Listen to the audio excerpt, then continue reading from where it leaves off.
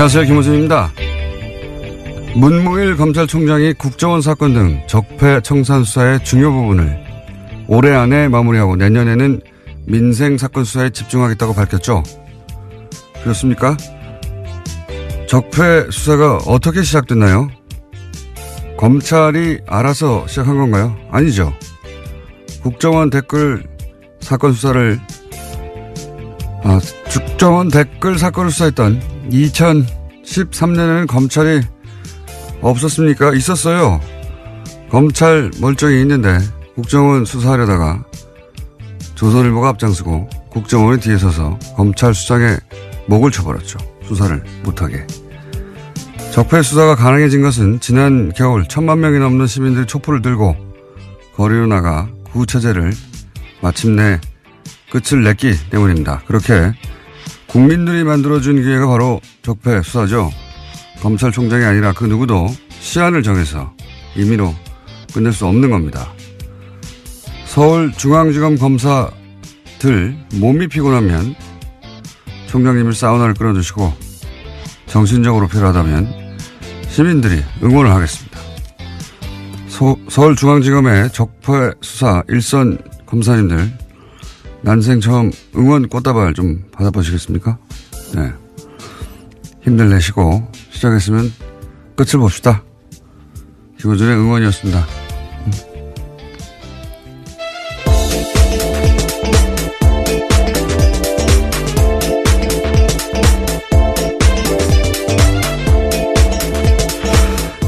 제가 요새 수요일에 다시 새로운 방송을 하나 시작해가지고, 예. 목요일 아침은 다시 혀가 꼬이기 시작했어요. 평상시에도 꼬이는데. 자, 예, 김은지입니다. 제가 소개해드리려고 그랬는데. 네. 잊어버릴 줄 알고. 네, 혹시 그러신 줄 알고요. 그럴 가능성이 매우 높은 목요일 아침이었는데. 네. 눈치 빠르시게. 김은지 기자, 예. 첫 번째 뉴스는 뭡니까? 네, 어제 적폐청산 수사를 올해 안에 끝내겠다라는 문무일 검찰총장의 발언 전해드린 바가 있는데요. 이에 대해서 청와대가 부정적인 입장을 내었습니다. 청와대 핵심 관계자에 따르면 물리적으로 연내 수사 종료는 가능하지 않다라는 건데요. 여러 가지 흐름상 피의자 소환도 이루어지지 않은 채 마무리할 수 없다라는 겁니다. 그러면서 이 관계자는 검찰 수사에 속도를 내겠다는 뜻으로 문무일 총장의 발언을 받아들이겠다라고 밝히고 있는데요. 문 총장 발언을 빌미로 일각에서 쏟아내는 적폐청산 조기 종료 요구에 대해서 선을 그은 겁니다. 보수 매체는 뭐 신났어요, 이제. 역시, 봐라, 필요하지 않느냐. 근데 청와대에서 여기서 이제, 연내 종료 불가능하다고, 청와대 입장을 냈는데, 이제 두 가지를 알 수 있죠.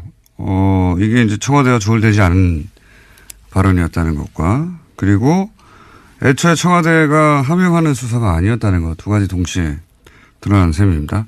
검찰총장이 청와대하고는 다른 입장을 내는 경우가 드문 일이거든요. 엄청나게.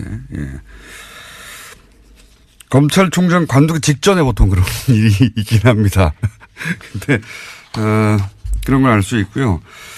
제가 이제 이 사건, 이것도 일종의 사건이죠. 저희가 그래서, 오늘 2부 잠시 후에 적폐청산위원장, 박범계 위원장과 인터뷰가 예정돼 있긴 한데, 이거를 이제 전직 최고위급 검찰 간부는 이 사안을 어떻게 보느냐 궁금해서 제가 전화로 물어봤어요.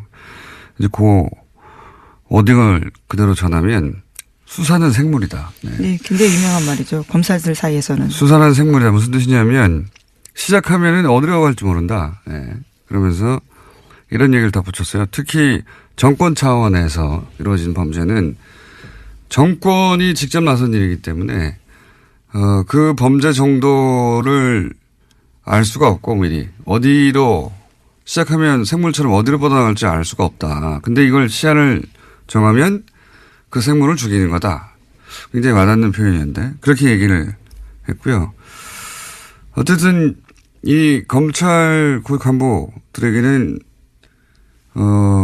질책, 감시, 그렇게 하면 안 된다.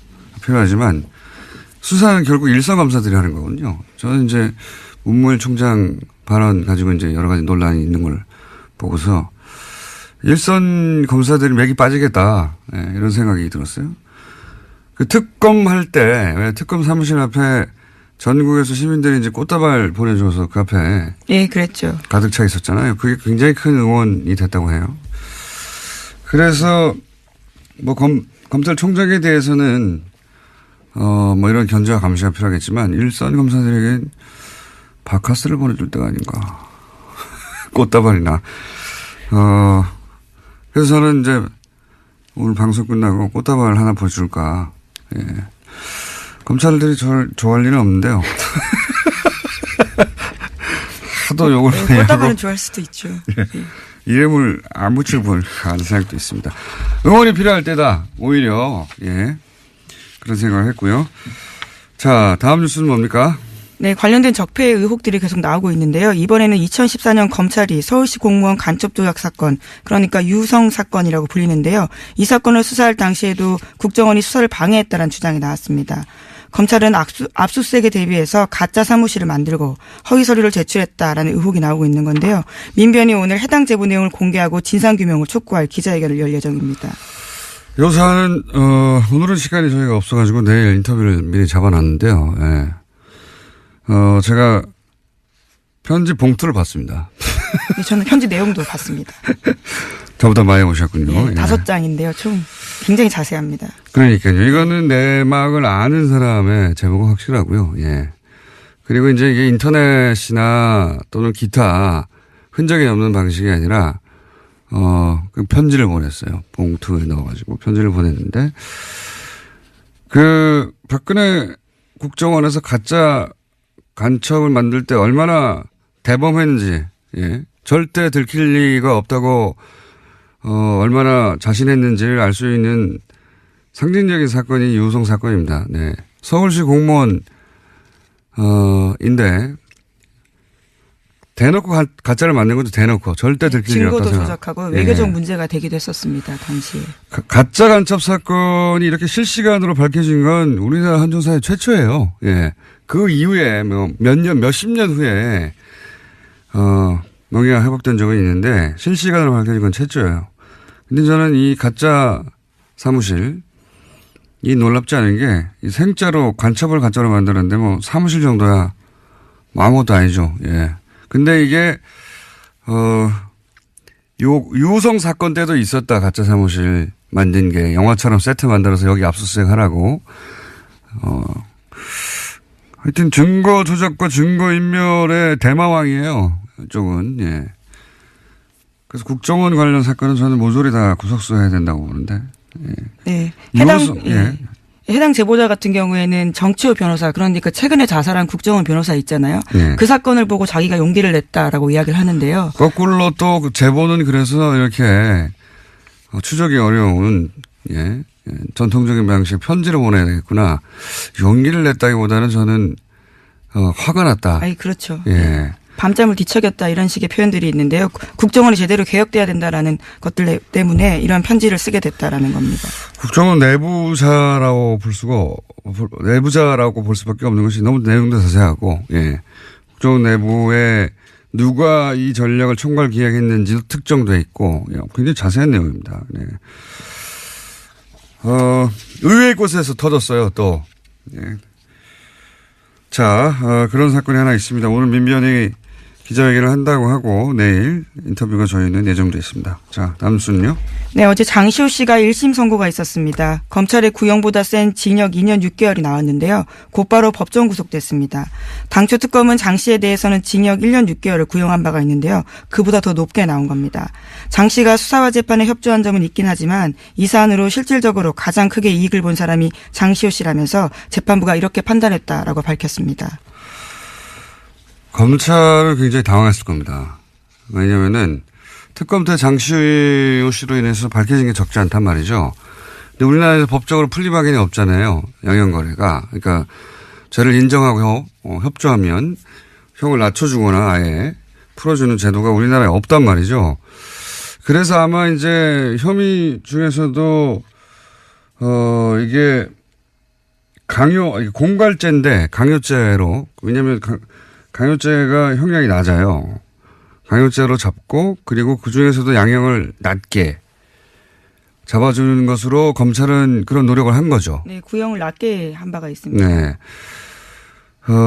왜냐면은 이 정권 차원의 범죄일 때는 특히나 그 종범들이나 협조자들이 자백을 하거나 하지 않으면 밝혀내기 어려운 게 굉장히 많습니다. 장시호가 밝혔던 여러 가지 사안들은 사실은 장시호가 받거나 직접 확인해 주지 않으면, 절대 밝혀낼 수 없는 부분이 많았거든요. 네, 제2의 태블릿 PC를 낸다던가 구체적으로 어떤 데 무엇이 있는지를 제보한 바가 있습니다. 그렇죠. 예. 그래서 검찰은 이제 장시호에게 암암리에 검찰이 알아서 그런 협조에 대해서 배려하겠다고 신호를 주었을 것이고 장시호 씨도 적극적으로 협조를 한 것일 텐데 사법부가 보기에는 형량이 너무 낮았던 거죠. 예. 그래서 그 양형 기준으로 따지자면 너무 낮아서 2년 6개월을 그러니까 검찰이 구형한 것보다 1년 높게 이거는 그렇게 흔하지 않은 케이스거든요. 네, 이례적인 일이죠. 예. 지금 이 적폐 관련해 가지고는 최초의 사례고 그러니까 검찰이 뭐 두 가지로 해석할 수 있어요. 검찰이 그만큼 낮게 구형을 했다라고 볼 수도 있고 그래서 사법부가 보기에는 이게 너무 낮은 거 아닌가 생각할 수도 있고 또 한 가지는 사법부가 의도하지는 않았다고 저는 생각합니다. 이 판결에서. 그런데 결과적으로는 어떤 메시지를 주냐면 검찰 수사 협조에도 별 소용이 없네 이런 메시지를 결과적으로 주게 되는 그런 메시지 효과가 있죠. 예. 예를 들어 삼성 수사 관련해서 검찰에 협조해도 이룰 게 하나도 없다 하는 그런 메시지 효과가 분명히 있습니다. 결과적으로. 이 사안은 저희가 역시 2부에 예. 양주열 변호사 다룰 텐데 저는 개인적으로 좀 아쉬워요. 그때 자세히 얘기하겠지만 예. 뭐 제가 아쉽다고 판결이 바뀌는 건 아닌데 뭐 물론 2심과 3심이 남아있긴 합니다. 네, 메시지 효과가 그런 게 있는 거죠. 검찰과 그 장시호 씨는 당황했겠죠. 크게.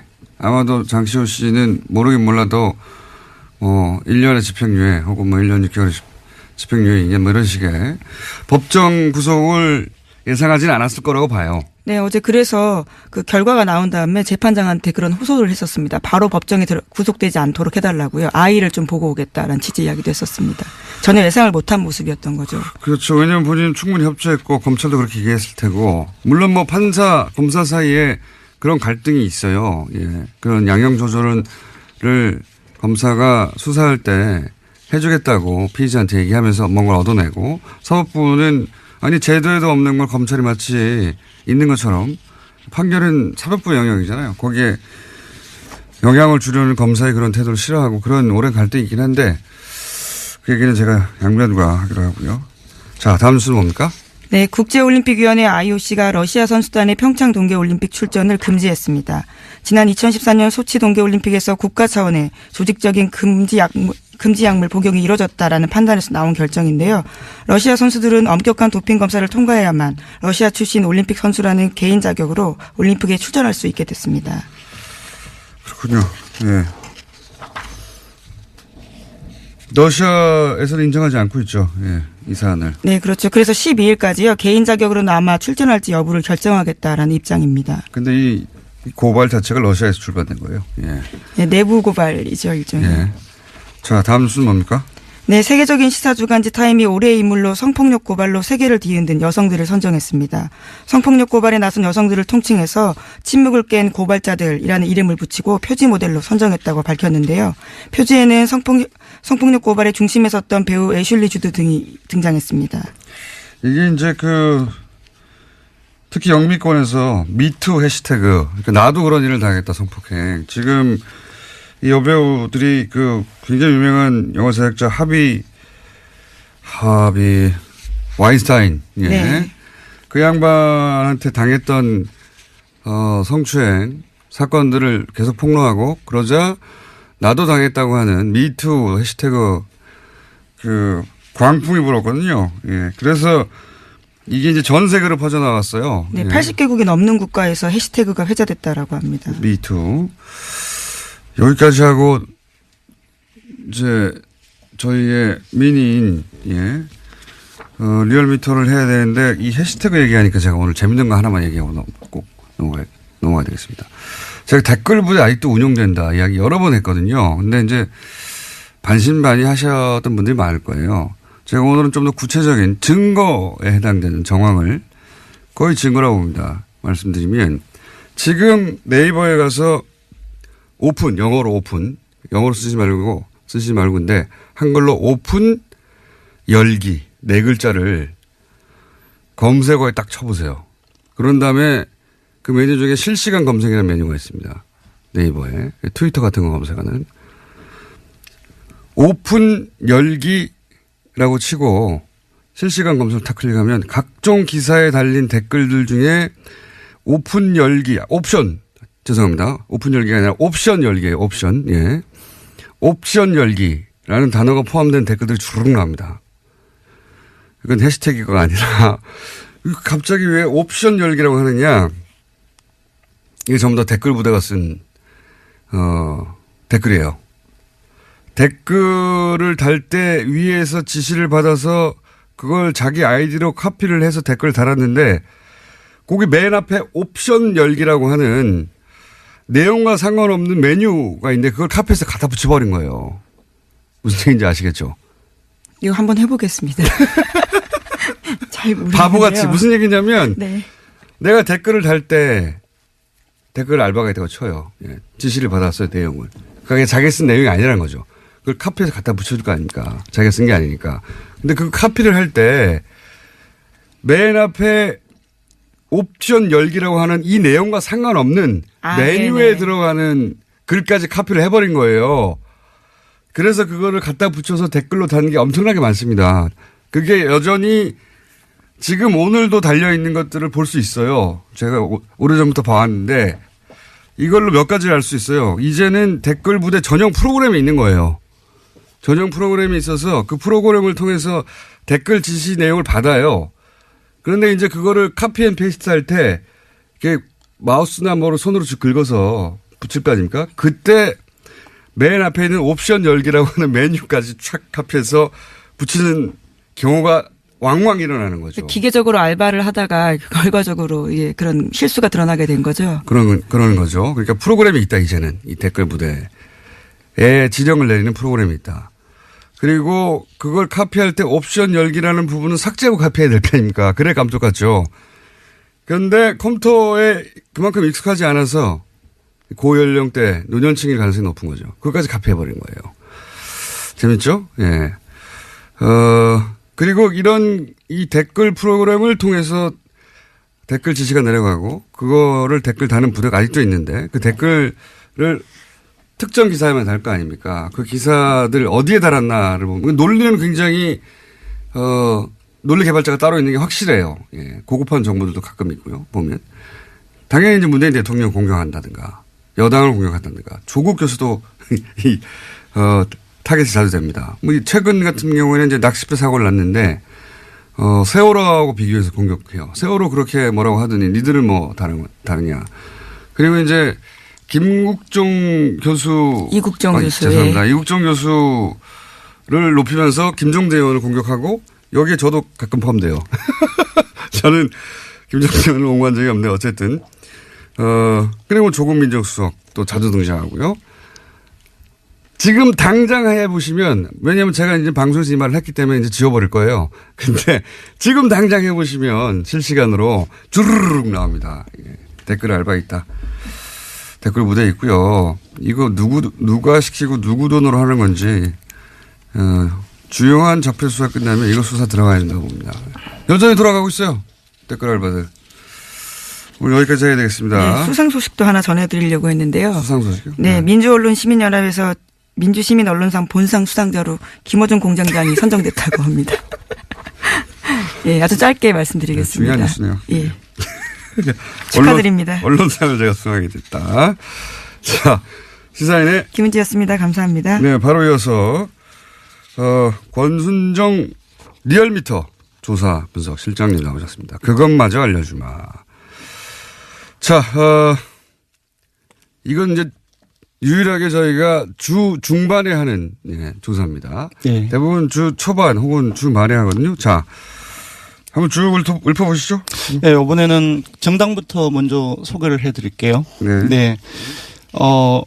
2018년도 예산안이 통과됐지 않습니까? 네. 요번에 국민의당하고 바른정당이 최근에 계속 하락세를 겪고 있었는데 네. 모처럼 반등을 했습니다. 국민의당이 1.2%포인트 상승을 해서 네. 5.8%고요. 바른정당 역시 0.8%포인트 상승을 해서 6%가 나왔습니다. 최하위를 한 달간 했는데 국민의당이. 맞습니다. 4주 연속 최하위를 했습니다. 예산안 통과 효과라고 저는 보는데, 그죠? 맞습니다. 예, 한국당 사실상 한국당의 보수청이 분석을 해보니까 국민의당이나 바른정당으로부터 많이 갔어요.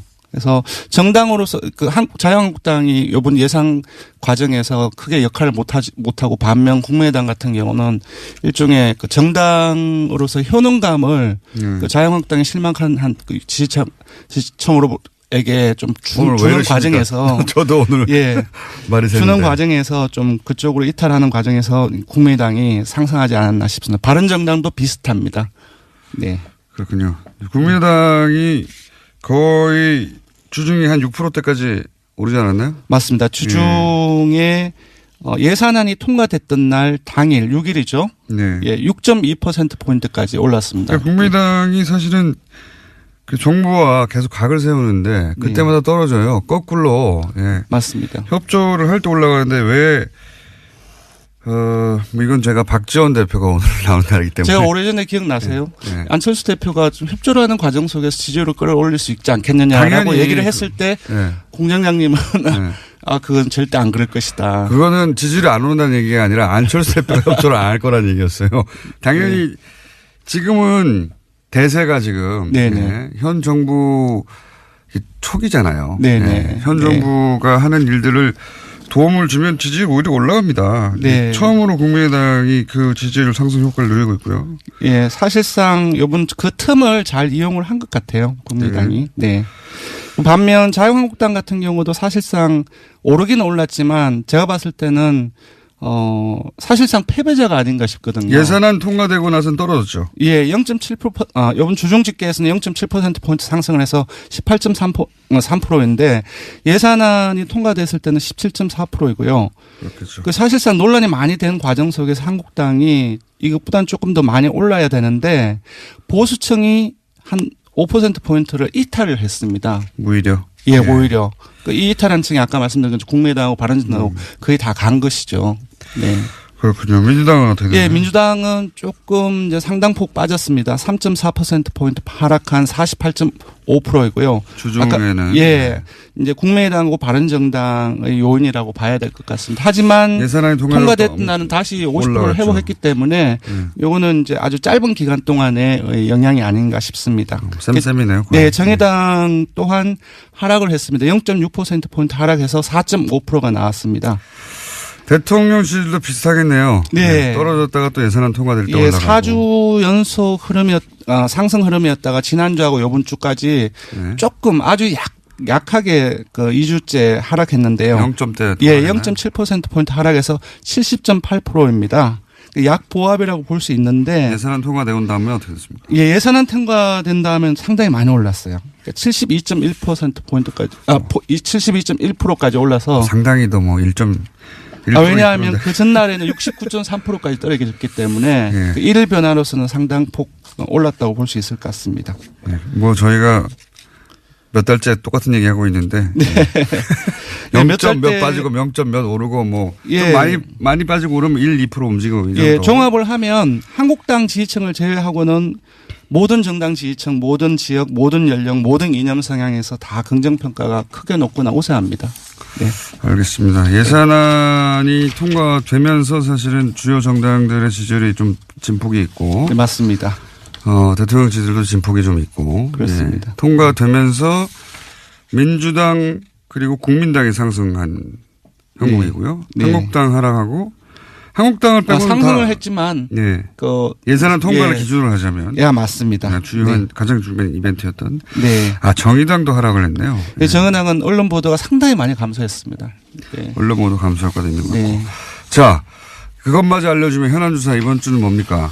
예, 문무일 검찰총장의 이제 발언이 있었는데 많이 논란이 되었죠. 이거 간접적으로 알 수 있는 조사가 아닌가 싶은데요. 한 2주 전쯤에 죄송합니다. 김관진 전 국방부 장관하고 임관빈 전 실장 사이버 사령부 댓글 공작 관련해서 석방이 됐죠. 구속 석방이 됐는데 이에 대해서 국민들이 어떻게 생각하는지 물어봤습니다. 이 여론조사 종이에요. 이 여론조사 왜 안 하나 싶었는데 그랬더니 잘못한 결정이라는 의견이 63%가 나왔습니다. 석방이 잘못한 결정이다. 근데 그 중에서 전체에서 매우 잘못한 결정이라고 응답을 한 사람이 절반이 넘습니다. 50.8%가 나왔습니다. 그렇군요. 그리고 반면 잘한 결정이라고 한 응답은 26.3%이고요. 잘못은 10.7%가 나왔습니다. 대부분의 지역 계층에서 잘못한 결정이라는 것이 대다수 응답이었고요. TK, PK는 어떻습니까? 근데 조금 놀라웠는데요. TK, PK 그 중에서도 TK 같은 경우는 잘한 결정이라는 것이 조금 우세하지 않을까라고 생각을 했는데요. TK를 포함하고 PK를 포함해서 모든 지역에서 잘못한 결정이라고 응답이 많이 나왔습니다. 그렇군요. 그러니까 이제 대략 50대 이하, 그리고 전 지역. 그렇습니다. 전 지역입니다. 그리고 국민의당, 민주당, 정의당 이런 정당 지지자들을 다 포함해서 잘못된 결정이라는 게 대다수다. 맞습니다. 60% 이상이고 잘했다고 하는 걸 그러면 60대 이상 보수층, 자유한국당 지지층 이렇게 해요. 핵심적인 이제 보수 성향이라고 할 수 있겠죠. 60대 이상 보수층, 자유한국당 지지층에서는 잘한 결정이라는 것이 대다수입니다. 그러니까 이 26%가 사실은 보수 정당이 노려할 타겟층이 됐는데, 이 정치진은 굉장히 바뀌었어요, 실제. 맞습니다. 이런 사안도 봐도. 많이 바뀌었습니다. 석방 잘못했다고 합니다. 알려드리고요. 국민 여론은. 조사 기회 알려주십시오. 이번 주중 조사는 TBS 의뢰로 이번 주 월요일부터 수요일까지 전국 19세 이상 성인 1,516명을 대상으로 했고요. 유무선 전화 면접과 자동응답 방식으로 실시했고, 표본 오차는 95% 신뢰 수준 플러스 마이너스 2.5%포인트, 응답률은 5.3%였습니다. 현안 조사는 TBS 뉴스공장 의뢰로 어제 하루 동안 실시했습니다. 성인 510명을 대상으로 했고 표본 오차는 플러스 마이너스 4.3%포인트입니다. 권순정 조사분석실장도 오늘 발음이 많이 쓰는 날이었습니다. 죄송합니다. 감사합니다. 고맙습니다. 적폐 청산 수사를 올해 안에 끝내겠다. 문무일 검찰총장 발언 후폭풍 좀 다뤄보겠습니다. 더불어민주당 적폐 청산위원장 박범계 위원님 모셨습니다. 안녕하세요, 위원장님. 네, 반갑습니다. 검찰총장이 적폐청산 수사를 올해 안에 끝내겠다 이렇게 말하면 안 되는 거 아닙니까? 그 뒤에 이제 여러 추가적인 어떤 보도에 의해서 다소 이제 그 발언의 진위가 좀 설명이 되긴 했는데요. 문무일 검찰총장의 말씀이 모든 적폐청산과 관련된 수사를 금년 내에 마친다. 이런 의미로는 해석하지는 않습니다. 국정원 TF에서 수사 의뢰된 사건의 가닥은 올해 내로 좀 잡았으면 좋겠다. 그렇게 이해를 하고요. 다소 그 말씀의 진위가 좀 전달되는데 조금 혼선이 있었던 것은 맞는 것 같습니다. 그러면 진위라 하면 위원장님 보시기에는 속도를 내겠다 이런 의미라고 보시는 겁니까? 고충이 좀 있다고 저는 보여지는데요. 아시다시피 일부 언론과 또 이명박 대통령 전 대통령 본인 또 자유한국당의 정치적 공세, 정치보복 프레임이 있었고요. 또 간과할 수 없는 것은 검찰 내부에 검사장들 일부의 어떤 검찰이 청와대 하명 수사를 따르는 거 아니냐라는 그런 불만들이 있었습니다. 최근에 법원 같은 경우에도 김명수 대법원장께서 또 이제 그런 발언도 하셨죠. 그래서 일종의 조직의 수장으로서의 어떤 고충도 고려하고 또 수사의 어떤 속도감도 일종의 요구하고 하는 그러한 어떤 발언이 아닌가. 저로서는 그렇게 해석할 수밖에 없습니다. 그렇다면 굳이 청와대가 연내 마무리는 불가능하다 이렇게 입장을 이례적으로 밝힌 이유는 또 뭡니까? 청와대는 분명한 입장인 것 같습니다. 청와대 고위 관계자의 발언을 보면 수사에 현재 진행되는 상황으로서는 금년 내에 끝내는 것이 불가능하다. 문무일 총장의 발언은 속도감 있게 수사하라는 그런 의미도 받아들인다. 또 적폐청산의 수사라는 것이 일부 야당의 주장처럼 그러한 정치보복 그런 것이 아니고 제도와 어떤 관행, 시스템을 바꿔내는 과정이기 때문에 혐의가 있으면 있는 대로 수사할 수밖에 없는 거 아니냐라는 아주 강한 의지를 다시 한번 표현한 걸로 봅니다. 일반 시민들 입장에서 궁금한 건 결국 그래서 이거 연내 끝나는 거 아니죠? 네.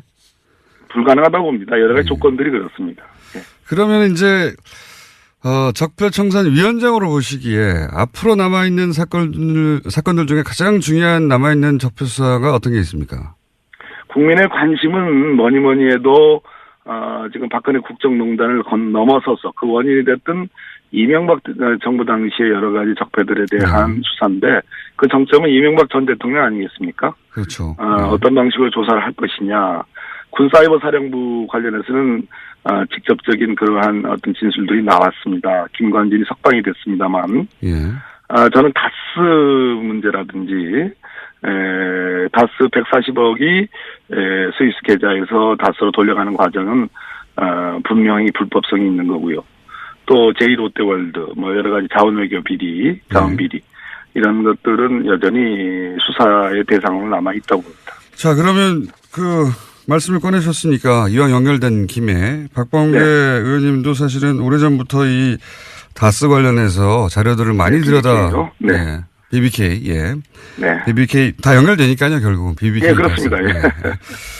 자료를 오랫동안 보시고 특히 미국 쪽 판사 출신이시다 보니까 그런지 미국 법원에서 나온 자료를 굉장히 면밀히 검토하신 걸로 알고 있는데, 연결된 김에 미국 법원에서 나온 최근의 그렇습니다. 해석이나 판결이나 중에 주목할 만한 것들이 있습니까? 예, 그렇습니다.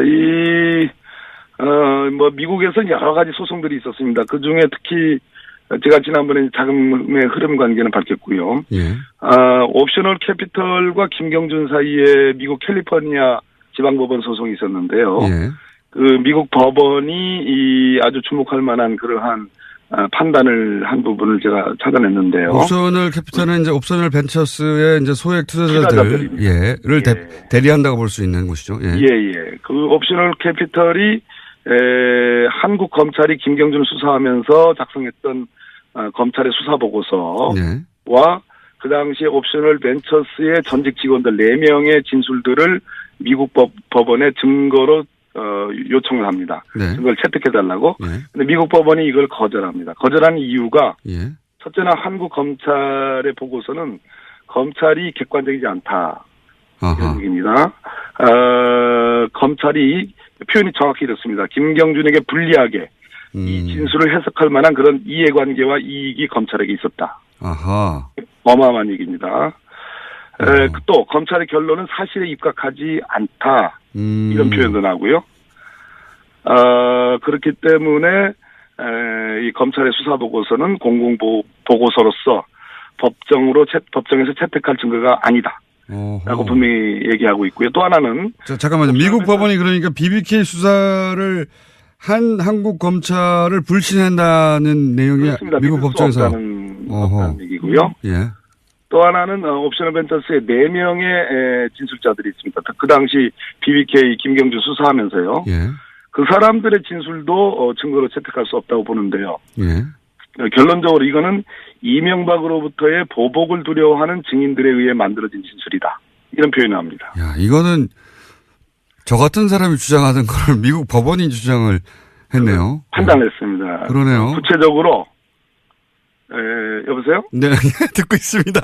흥미진진하게 듣고 있습니다. 네. 예, 그렇습니다. 그래서 이런 표현도 나옵니다. 이 4사람의 진술은 서울시장인 이명박의 대리인들이 증인들에게 진술 바꾸지 마.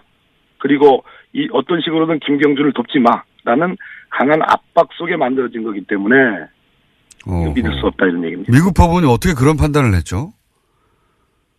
잘 판단한 거죠. 잘 판단한 거죠. 그러니까 제3자의 이해관계가 전혀 없는 미국 법원이 여러 서류들을 검토하다 보니 그렇습니다. 충분한 서류들을 보고서요. 그러니까 정치적 판단이 아니라 심지어 이상훈이라는 옵셔널 벤처스의 직원은 수감된 상태로 일주일 동안 신문을 받았다. 강압으로 초래된 진술이므로 신뢰성이 떨어진다. 이런 표현도 나옵니다. 어허. 이게 이제 국내하고는 다르게 전혀 정치적 이해관계 없이 그냥 사건 자료만 보다 보니까 미국의 판사가 이거는 뭐 검찰이 BBK 수사를 엉터리로 했네 이렇게 판단한 거군요. 믿을 수 없다 한마디로 이런 얘기입니다. 허허. 그리고 또 다른 내용이 있습니까? 또 하나는 140억 다스로 돌려가는 그 소송이 있었는데요. 네, 140억. 그 소송은 별개의 소송입니다. 원래 140억을 이제 옵션을 벤처스가 받으려고 한 건데 이거를 다스가 가져가 버린 사건이죠. 예. 그렇습니다. 예. 이것에 대한 미국의 일종의 제2항소법원, 캘리포니아 제2항소법원의 판단인데요. 예. 한마디로 이 140억을 돌려간 것은 법으로 보호받을 수 없는 사기성 이체다. 불법행위에 의한 사기성 송금이라는 판단을 명확히 했습니다. 그렇다면 지난번 주진우 기자의 폭로가 있었지 않습니까? 예. 이명박 대통령 시절에 청와대 민정수석실 행정관 그리고 LA 총영사 김재수의 개입 그와 관련된 회의록들 그것을 이 미국 법원의 판단에 대입을 시키면 한마디로 불법적으로 다스로 140억 원이 송금된 것을 미국 법원이 판단을 한 겁니다. 다스 측에서는 이제 적절한 행위다, 합법적인 행위라고 주장하고 있어요, 지금은. 그런데 그렇습니다. 미국 법원이 판단하기는 이거는 불법이다. 사기성 이체다. 사기성 이체. 법으로 보호받을 수 없는 사기성 이체, 돈을 이제 이체한다. 사기성 이체이기 때문에 불법 행위에 의한 사기성 송금이라는 표현도 쓰고요. 그렇기 때문에 이 부분은 우리 검찰이 지금 서울중앙지검 첨단범죄수사부에 지금 일부에 배당이 돼 있거든요. 이 부분을 수사하면 바로 결론이 나옵니다. 사기성 이체라는 표현도 등장합니까? 그렇습니다. 매우 만족스러운 표현이네요. 우리 김어준 공장장님 입장에서는 그렇게. 그렇군요. 미국 족하신가 보죠. 미국 법원은 사실 한국에서 일어난 일임에도 불구하고 자료만 가지고도 충분히 그런 결론에 도달해 있군요, 이미. 미국 법원은 전 세계적으로 증거법적으로 가장 거의 완비될 정도로 증거 능력에 관해서는 정말 엄밀하게 보는 법원입니다. 의원님도 만족스러우시겠습니다. 네. 네. 의원님도 오랫동안 이 사건을 들여다보신 걸로 아는데. 예. 결론적으로 문무일 검찰총장께서 어젠가 서울중앙지검 3차장 한동훈 3차장과 지금 이 다스 사건이 지금 배당되어 있는 첨단범죄수사 1부 신봉수 부장을 대검으로 불렀습니다. 예. 저는 이것을 주목하고 있습니다. 그렇기 때문에 문무일 검찰총장께서 너무 노심초사하지 마시고 성역 없이 이 부분에 대한 수사를 지시하는 것이 저는 정도가 아닌가. 네, 그런 말씀드립니다. 오늘은 여기까지 듣겠습니다. 오늘 말씀 감사합니다. 네, 감사합니다. 지금까지 더불어민주당 적폐청산위원장 박범계 의원이었습니다.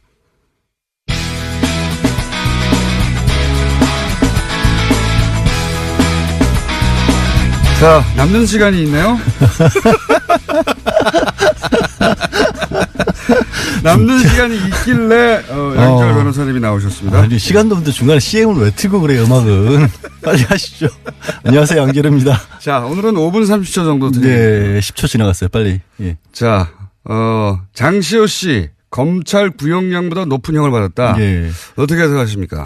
많이들 깜짝 놀랐는데요. 저도 사실은 놀랐고 어떻게 보면 좀 방심했던 것 같다는 생각을 합니다. 누가 방심한 겁니까 지금? 그럼 저도 그랬고 뭐 언론에서 나오는 보도만 보다 보니까 검찰 쪽에서도 그렇고 예, 장시호 씨가 특히 장시호 씨는 어제 기자회견 준비를 하고 사실은 갔었죠. 뭐 복장이나 뭐 머리나 이런 것들이 이제 나온 뒤에 소회 같은 걸 밝힐 준비를 했었던 것으로 보여요, 실제로. 여러 가지로. 근데 바로 구속이 됐죠. 법정 구속이라는 건 법정에 들어갔다가 거기서 나오지 못하고 그냥 바로 이제 피고인석 뒤에 작은 문이 있거든요. 예, 거기서 수갑차고 가버리는 거기서 거군요. 바로 구치소로 이제 서울구치소로 이송이 됐는데 그 얘기는 제가 왜 방심이라는 표현을 쓰냐면 다들 국정농단과 관련해서 장시호 씨가 했던 역할 쪽에만 좀 초점을 많이 맞췄던 것으로 보여요. 그러니까 어떤 진술을 했었고 특검에서 수사를 할 때 또 법원에서 재판으로 증인으로 나왔어도 굉장히 여러 가지 박 전 대통령과 최순실과의 관계라든가 어떻게 삼성전자센터로 돈이 오게 되는지 이런 얘기는 다 적극적으로 얘기를 했기 때문에. 잠시만요. 옵션 열기 실시간 검색어 1위입니다. 조금 전에 박홍계 의원 얘기하신 거 말씀이시죠? 아니죠. 제가 얘기한 이건 못 들으셨구나. 옵셔널 캐피털에서 140억. 얘기 말고 예. 댓글 알바들이 요즘 실수로 붙이는 못 들으셨군요. 그 얘기 시간이 없는데 옵션 열기 나중에 검색어 해보세요. 예. 나가서 해볼게요. 옵션 열기 댓글 알바들이 아직도 움직인다는 증거. 아마도 오타를 계속해서 한 것 같은데. 오타가 아니라 카피 페이스트 하다가. 그러니까 잘못 옮긴 거죠. 그것까지 카피를 해버린 거야. 맨 앞에 있는 메뉴까지. 그게 저작권 침해 소송할 때 제일 많이 증거로 찾는 건데. 하여튼 얘기가 왜 이렇게 되는 거야. 자, 장시호 씨. 예. 근데 이제 법원이 왜 그러면은 검찰은 1년 6개월을 구형을 했는데 2년 6개월까지 갔냐면 예. 결국엔 개인적으로 비리를 저지른 부분도 도저히 묵과할 수 없을 정도가 된다라는 거예요. 영재센터에 20억 원 가량의 돈이 들어갔는데 이게 최순실한테 빠져나간 돈도 없고 오히려 장시호 씨가 3억 원 그냥 영재센터에서 횡령한 것도 명백하고 국가 돈도 7억 원을 보조금 가량을 편취를 했기 때문에 그럼 이것만 합쳐도 10억이잖아요. 사실 개인이 10억 원이라는 돈을 저지른 경제사범인 건 분명한데 예. 1년 6개월 정도면 집행유예로 끝나는 건데 그럴 정도가 아니라는 겁니다.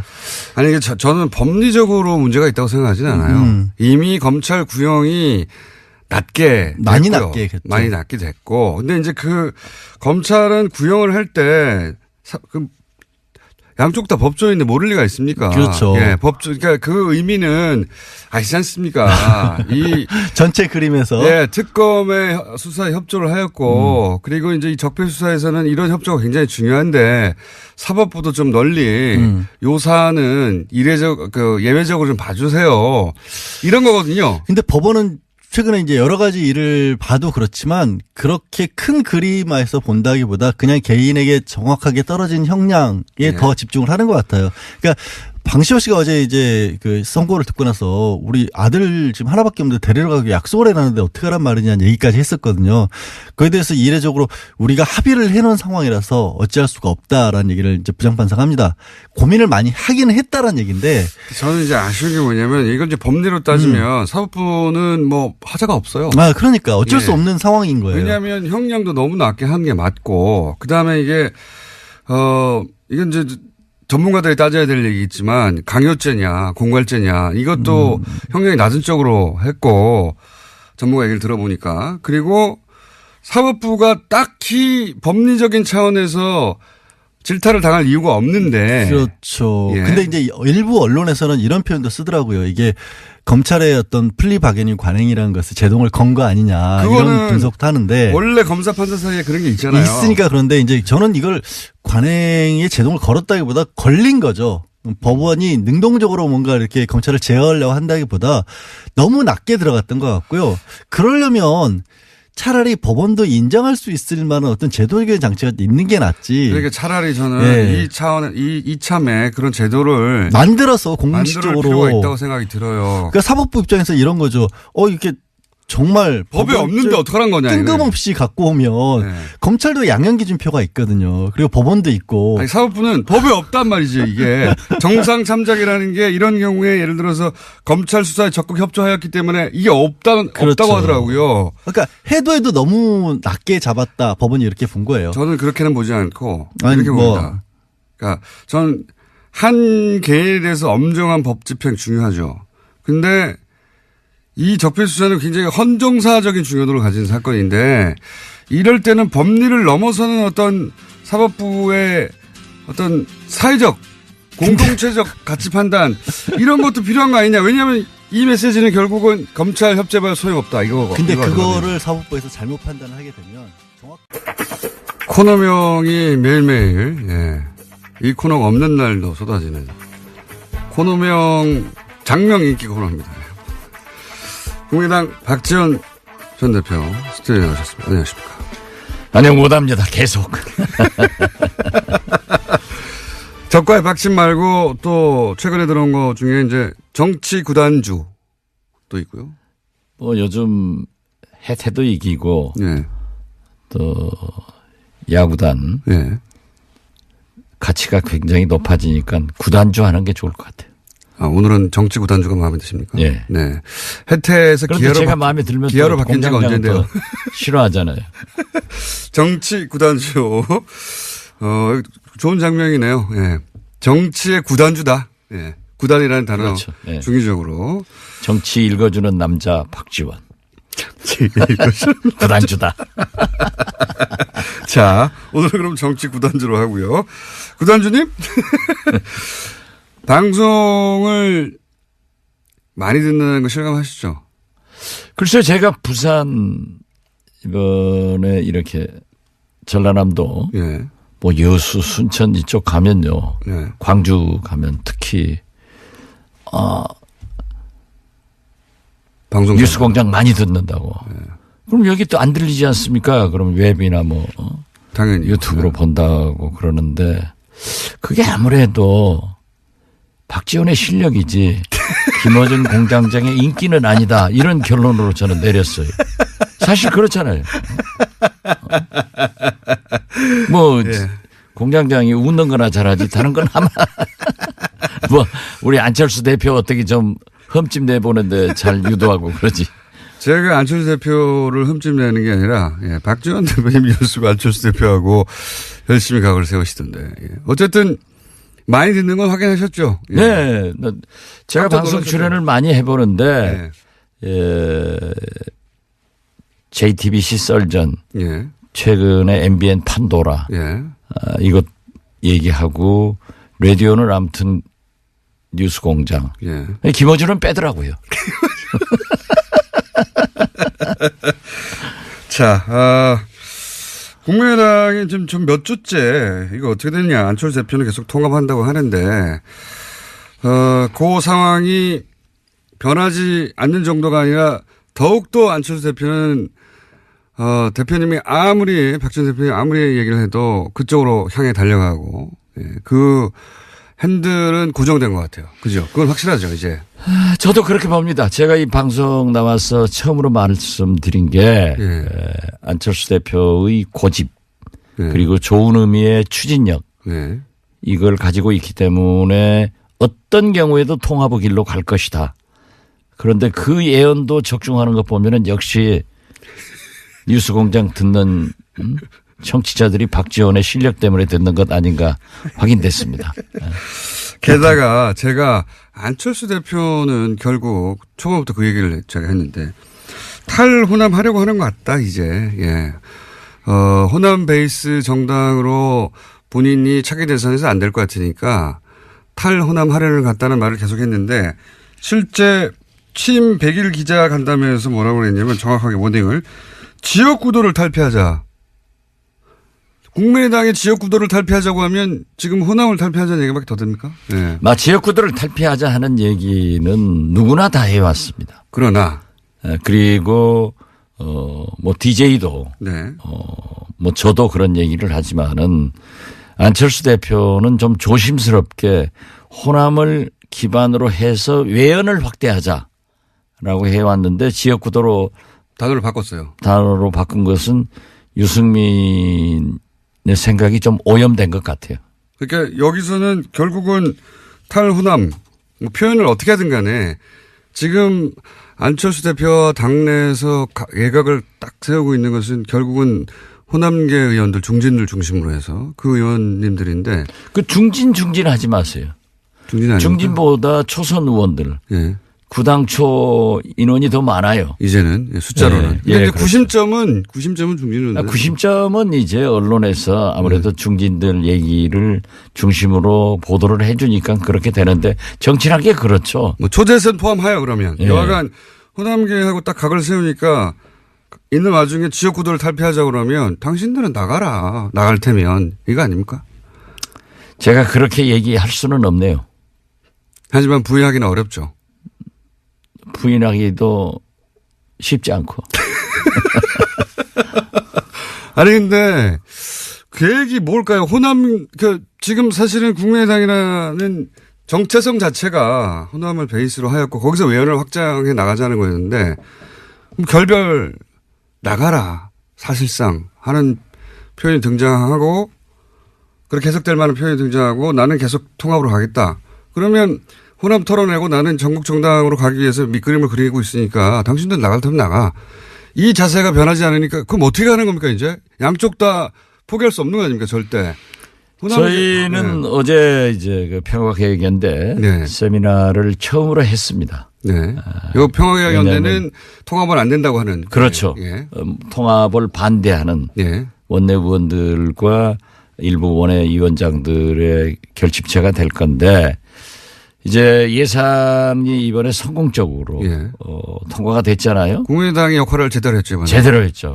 그래서 모든 국민과 특히 언론이 국민의당의 존재감이 확인됐고 국민의당 때문에 예산이 통과됐다 하는 찬사를 받아본 것은 모처럼 받아본 거예요. 처음이에요. 모처럼이 아니라. 아니에요. 왜냐하면은 우리가 국정감사도 의원들 국민의당 소속 의원들이 전부 잘했다고 다 평가를 받았어요. 그런데 그게 이제 안철수 대표가 장애투쟁을 하던 야당 의원들도 국정감사 때는 국회로 돌아와서 투쟁하는데 국정감사 시작되기 직전에 시도지역위원장과 지구당 위원장들을 사퇴해라.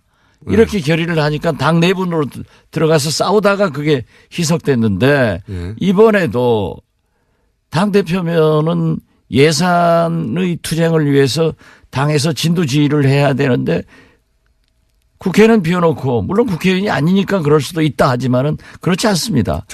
원외 당대표라고 하더라도 결국 정치는 국회에서 이루어지고 또 예산은 가장 중요한 거니까 당대표가 지휘를 하는 거예요. 근데 이번에 예산 통과하는데 지휘를 안 했어요? 안 하고 전부 나가서 통합 뭐 세미나나 하고 다니고 만나고 다니고 하니까 전열이 좀 흩어졌지만은 다행히 우리 김동철 원내대표나 권은희 수석, 이 황교안 간사 이런 분들과 저도 상당한 도움을 드리면서 잘 통과가 됐어요. 원래 지금 이번에 한 국민의당 역할이 대표님이 계속 주장해왔던 선도 정당으로서 우리가 자유한국당과 민주당 사이에서 우리 역할이 있다고 했던 그 모델 아닙니까? 그렇죠. 그러니까 그런 걸 우리 공장장이 잘 찝어내니까 이 방송을 많이 듣는 거예요. 갑자기 본인에게 유리하니까. 어쨌든 이 역할을 해서 지지율도 올라갔어요. 실제로 좀 전에 리얼미터하고 얘기했는데 꼴찌 몇 주 하다가 이 통과되자마자 그 공의 일부가 국민당에 간 게 맞거든요. 네. 난 그건 처음 듣는데 그래 오늘 발표했어요. 한 15%로 올라갔어요? 아니요. 4%대에서 6%대로 올라갔습니다. 그 좋은 신호네요. 그러니까 그렇게 하면 되는데. 그렇게 안 해왔잖아요. 자꾸 안철수 대표가 그러한 것에 매진을 하면 지금도 될 수 있어요. 치고 올라갈 수 있습니다. 그런데 자꾸 통합으로. 안 되는 통합으로 가니까 자꾸 떨어지는 거예요. 그래서 통합하면은 2등 정당으로 된다. 그런데 통합하면 꼴찌 정당 돼요. 네, 그거는 이제 전망인데 제가 이제 궁금한 건 지금 당장 눈앞에 닥친 안철수 대표가 가는 길과 그리고 지금 호남계 의원들 지금 평화개혁위원회 대표님을 포함한 의원들 30명 몇 명이라고 해야 됩니까? 20명이라고 해야 됩니까? 30명이라고 해야 됩니까? 뭐 지금 현재는 한 30명? 30여 명 정도에 이르는 이분들의 길이 완전히 다른데 이 완전히 다른데 그게 그냥 노선 투쟁이 아니라 당의 미래를 바꾸는 거니까 다른 정당으로 될 수 있는 거니까 이건 어쨌든 결론이 나야 되지 않습니까? 이거 어떻게 결론 납니까? 대표님 보시기에. 그러니까 자꾸 우리 공장장께서는 분열을 되게끔 불쏘시개를 막 넣고 불을 떼고 기름도 떼는데 우리가 그렇게 가면 안 돼요. 그렇기 때문에 우리 평화개혁연대에서는 국민의당을 살리기 위해서 우리의 의사를 또 민심을 안철수 대표가 알아가지고 통합을 포기해라 하는 그러한 압력을 넣는 거지 공장장이 바라는 것처럼 분열하기 위해서 평화계획이 있다 하는 그것은 머리에서 지우세요. 그런 얘기를 하면 방송 앞으로 아무도 안 들어요. 제가 그런 얘기를 하는 게 아니라 평화개혁 토론회에 안철수 대표가 연단에 오르니까 여기서 야유가 나오고 고함이 나왔잖아요, 이미. 제가 고함을 지르거나 야유를 한 게 아니라 그 현상이 벌어진 정도로 서로 심정적으로 이미 이혼했지 않습니까? 예, 거기 제가 그 현장에 있었고 예. 거기서 2시간 이상 이제 그 얘기를 전부 들었는데요. 일부 당원들이 그 야유한 건 사실이에요. 네. 그리고 안철수 대표를 우리가 초대를 했기 때문에 당 대표로 와서 이제 축사를 하고 다음 행사가 있으니까 자리를 떠야 돼서 제가 모시고 가서 문 앞까지 내가 가면은 조용하죠. 조용해라. 우리가 통합을 반대하는 것과 이렇게 물리적으로 소리를 지르는 것은 구분해야 된다. 그리고 그러한 것은 구실을 주기 때문에 하지 마라.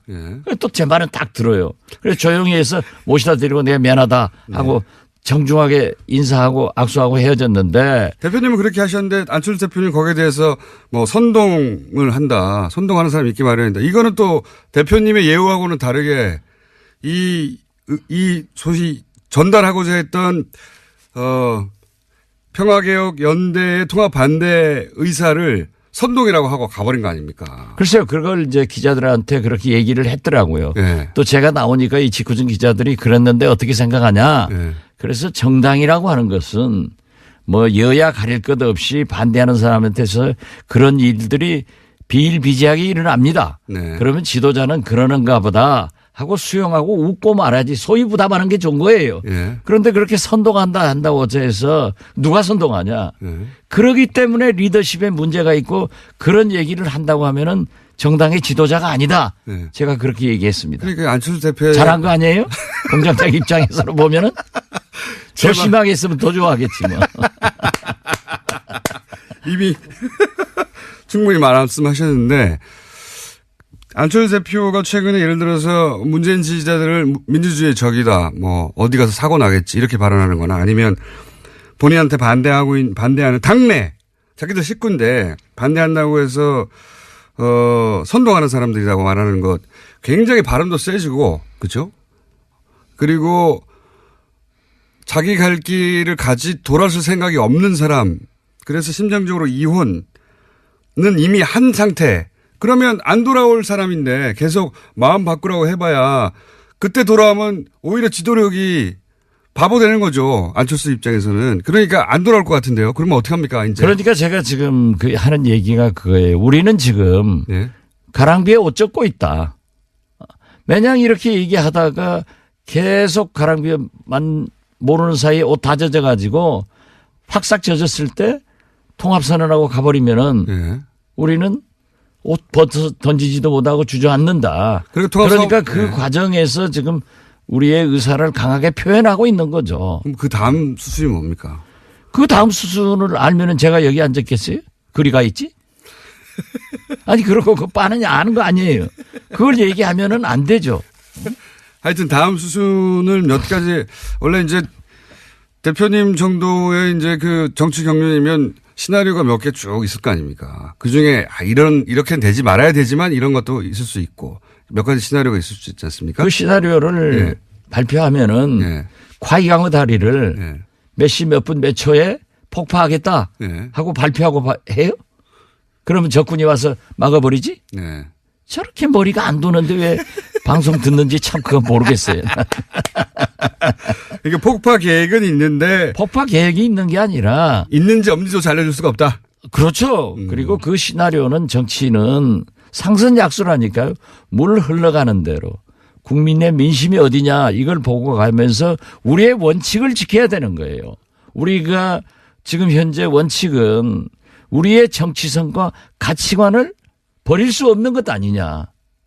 그렇기 때문에 안철수 대표가 우리의 정체성과 가치관을 일탈하면은 그걸 못하게 당대표에게 제동을 거는 것이 우리 할 일이다. 지금 그런 단계입니다. 심정적 이혼이 됐는데 혹시 이게 합의 이혼도 가능합니까?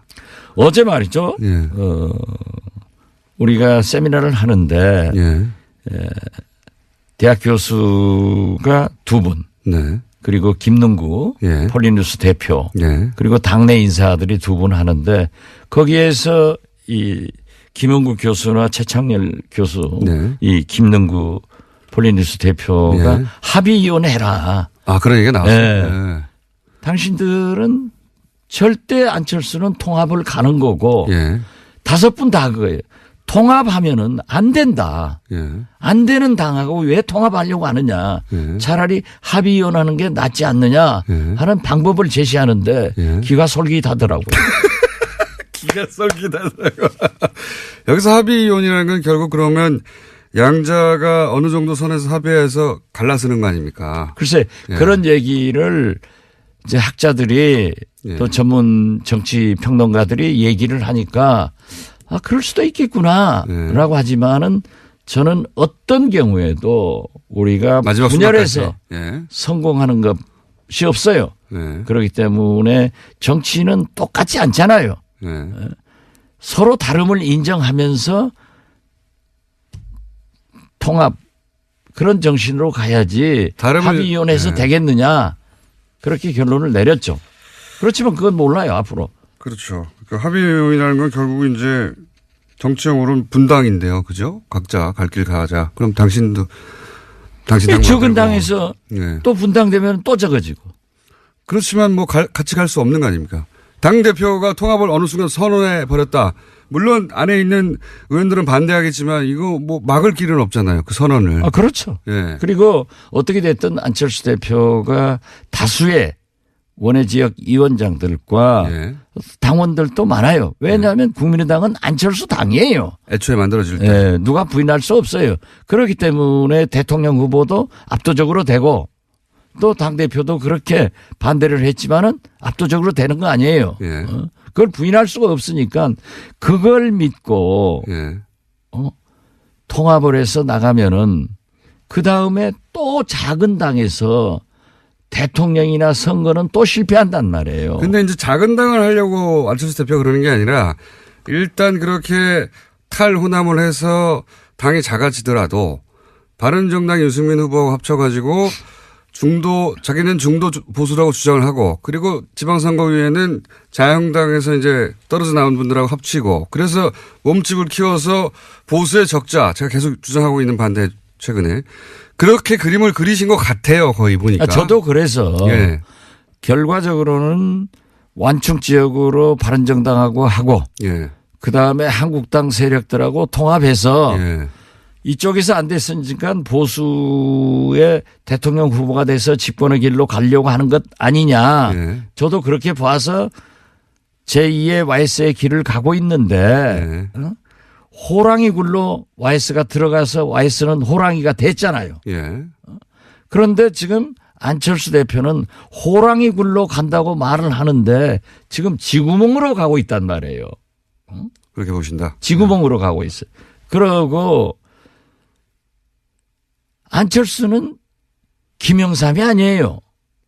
그런 탁월한 정치력과 리더십을 그렇게 가지고 있다고 생각은 못해요. 그랬다면 국민의당에서 이런 일이 벌어지지 않았겠죠. 그렇죠. 예. 다 같이 갔겠죠. 그렇죠. 그 리더를 믿고. 예. 지금은 그러니까 안철수 대표가 그런 그림을 그리는데 호남계가 왜 거기에 미끄럼이 돼야 되느냐. 안철수 대표가 그만한 정치인도 아닌데 왜 우리가 그걸 큰 보수 정당을 만드는데 우리가 이용당해야 되느냐 이거 아닙니까? 한마디로. 우리는 그거 할 수가 없다니까요. 네, 할 수도 없고 네, 할 생각도 없고. 우리는 정체성과 가치관이 그건 원칙 문제예요.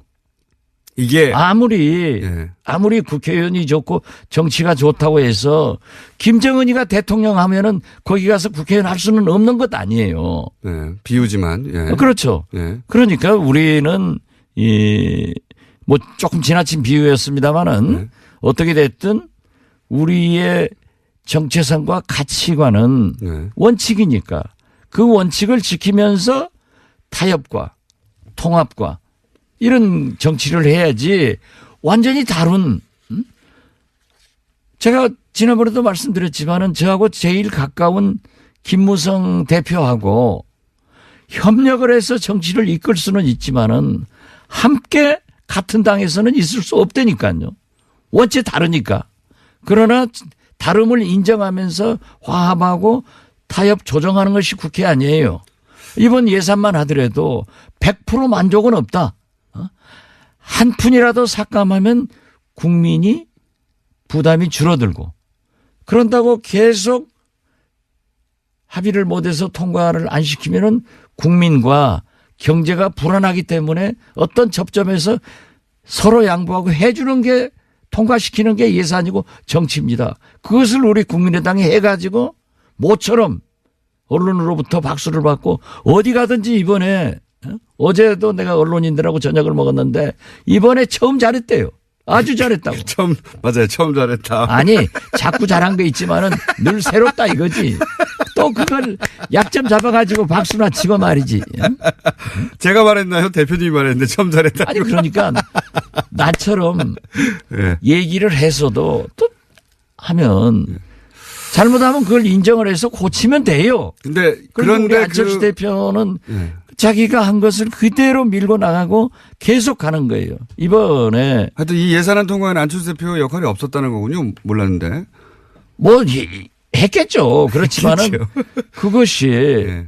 정치는 쇼잉입니다. 보여야 돼요. 네. 보여야 되고 국민이 알아야 돼요.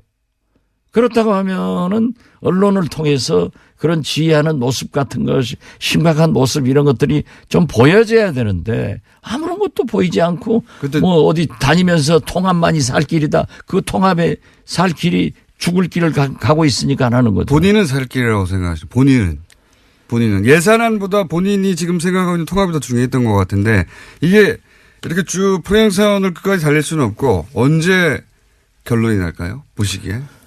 충돌을 하든 뭐 갈라서든 아니면 잠잠해지든 누구 한쪽이 항복을 하든. 저희는 아직도 국민의당은 살릴 길이 있고 그 살릴 길이 안철수 대표가 통합을 포기하는 순간이다. 이렇게 보고 있기 때문에. 하지만 통합을 포기하지 않을 거라고 대표님이 네, 직접 말씀하셨잖아요. 그러나 그분이 지금 현재는 절대 그 고집과 추진력 때문에 포기는 하지 않을 것이다. 그런다고 우리가 따라갈 수도 없지 않느냐. 그러니까 결론이 언제 그러니까 납니까? 지금 현재는 그렇게 가고 있지만 우리 희망사항은 안철수 대표가 포기 선언을 해주기를 바라고 있고. 안 한다고. 또 안철수 보시고. 대표의 희망사항은 우리가 어쩔 수 없이 당신들은 통합으로 들어올 거다. 네. 이런 착각이 계속되면은 정답이 나오겠죠. 그게 언제쯤 됩니까? 그거야 말하면 안 되죠.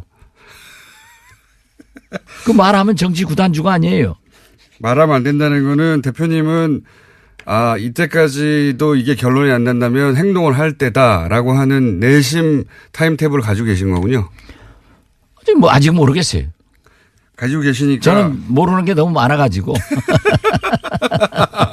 그건 상황에 따라 달렸죠가 아니라 아직은 결정이 안 됐다는 거 보니까 타임테이블이 있으신 거네요, 그러면. 상황에 따라 달랐죠. 물론 다르긴 한데. 네. 안철수 대표도 여러 가지 생각을 하다가 의원들이 이렇게 반대하기 때문에 도저히 안 되겠다.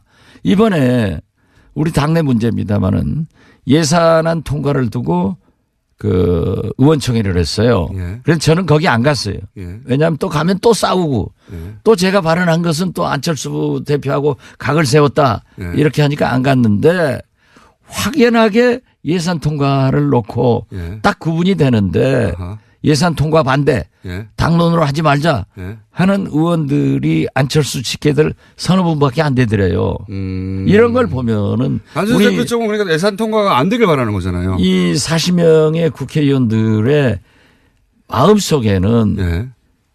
그러한 정의로운 생각이 흐르고 있는 거예요. 예산 통과를 반대한 것은 안철수 대표 쪽 의원들이었습니까? 그렇습니다. 반대도 있었지만은 당론 표결하지 말자. 예. 나는 반대이기 때문에 내 소신 표결하겠다. 예. 이런 분들이 몇 분 있었다고. 예. 그런데 딱 그렇게 구분을 하더라고요. 그래서 이제 기자들이 취재해가지고도 기자들 판단이 굉장히 적중할 때가 많잖아요. 안 적중할 때도 있긴 하지만 어쨌든. 그렇죠. 예. 뭐 안 적중한 것은 김어준 공장장이나 되게 안 적중하지 우리 당 출입 기자들은 99% 적중합니다. 자기 기준으로 남을 평가하지 마세요.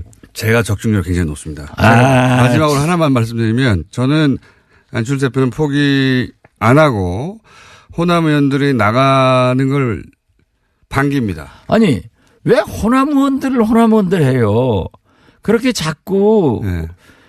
지역구도로 나누려고 하니까 문제예요. 그러면 충진도 아니고 호남 의원도 아니고 안철수 대표의 우리 당에 예. 우리 당 40명 이제 39명 차명길 의원이 참 애석하게 됐습니다마는 39명 의원들의 마음속에 있는 흐름이 그럼 통합 반대파 의원들이라고 그렇죠. 하죠. 예. 그렇게 정확하게 써야지. 통합 반대파 의원들이 나가든 말든 계속 갑니다. 저도 그렇게 봐요. 오늘은 여기까지 하고요. 다음 주 정도에는 약간 구체적으로 다리 폭파 계획이 있는지 없는지까지 얘기해 주시죠. 예. 저도 그렇게까지 진전됐으면 좋겠어요. 이게 지루하잖아요. 지금부터 국회는 이제 예산국회 끝났으니까 예. 물론 개헌과 선거구제도 개편으로 우리가 미래로 가야 되지만은 총을 이제 우리 국민의당은 앞으로 쏘지 않고 예. 옆으로 쏜다고요. 계속 당로 싸움만 되면은 이게 뭐 6%로 올라갔던 게 또 내일 모레 또 3%로 내려갈 그러니까요. 거예요. 다리 폭파 계획 다음 주에 알려주시는 것으로 있는지 없는지 최소한 시기는 아니더라도 그렇게 빨리 왔으면 좋겠습니다. 자, 다음 주 알려드릴 것 같습니다. 자. 정치 구단주 박지원 전 대표였습니다. 감사합니다. 예, 감사합니다. 댓글 부대가 아직도 움직이고 있다. 옵션 열기 얘기했더니, 네. 옵션 열기 글들이 우르르 삭제되고 있네요. 소름. 네, 이런 문자도 오고. 빨리빨리 캡처하십시오. 페이스북에도 많고요. 네, 트위터도 많고, 기사 댓글도 많고, 많아요. 아주. 근데 옵션 열기가 달린 거는 다 댓글 알바가 100%고요. 그런데 그러면 옵션 열기가 안 달린 거는 댓글 알바가 아니냐? 아니죠. 예. 옵션 열기를 삭제하고 붙이는 분들도 많이 있는 거죠. 예. 옵션 열기 얘기하자마자 저희 앱이 다운됐습니다. 팟빵도 다운되고. 예. 신기하죠? 예. 옵션 열기라고 하는 문자가 붙어있는 댓글도 우르르 삭제되고 있어요. 이걸 어떻게 우르르 삭제할 수 있을까요? 댓글을 단 사람들이 동시에 다 방송을 듣고 있었을까요? 아니면 이 옵션 열기 글들을 우르르 삭제할 수 있는 누군가가 삭제했을까요? 네. 댓글 알바 있다니까요. 댓글 알바. 너무 댓글 알바라고 하니까 너무 사소해 보이는데 여전히 그런 세력을 움직여서 돈을 주고 여론을 조작하려는 지금 사이버 국정원 댓글 수사하고 있는데도 있다는 겁니다. 있어요. 제가 말씀드렸잖아요. 긴가민가 하시는 분들이 많아서 오늘 구체적인 정황 하나 말씀드린 겁니다. 있어요. 누굴까요? 수사해야죠. 박지원 코너 제목, 새로운 코너 제목, 박지원의 안녕 못합니다. 괜찮네요. 안녕할 때까지 당분간. 짧게 한 가지만 재밌는 소식을 저희 문자로 온 게 아닌데 소개해드리면 저희 TBS 사장님한테 내용 증명이 하나 왔어요. 정말 이거 방송사상 최초가 아닐까. 내용 증명 내용이 너무 재밌습니다. 제목 김원준의 뉴스공장 하와이 약속 이행권.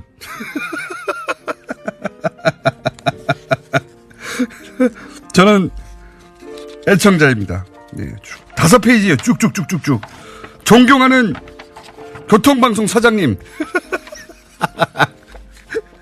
본론으로 들어가서 쭉쭉쭉쭉. 내용이 뭐냐? 꼭 하와이로 보내주십시오. 내용 증명이 왔어요. 내용 증명이. 그래서 저희가 사장님께 제안 드립니다. 하와이가 너무 멀고 또 비용도 많이 든다면 괌 정도에서 합의 볼 수 있다.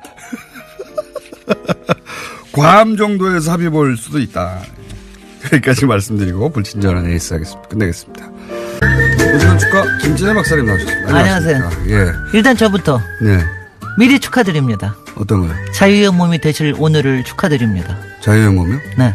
오늘 대법원 판결 난다면서요. 이미 뭐 신경도 안 쓰시는 거 보니까. 5천 살인 사건이요? 네네. 5천 살인 사건. 감옥 5cm 앞까지 아니 갔던 근데 사건. 저는 그 생각을 했어요. 오늘이 12월 7일인데 예. 만약 박근혜 대통령이 지금까지 있었으면 어떻게 됐었을까?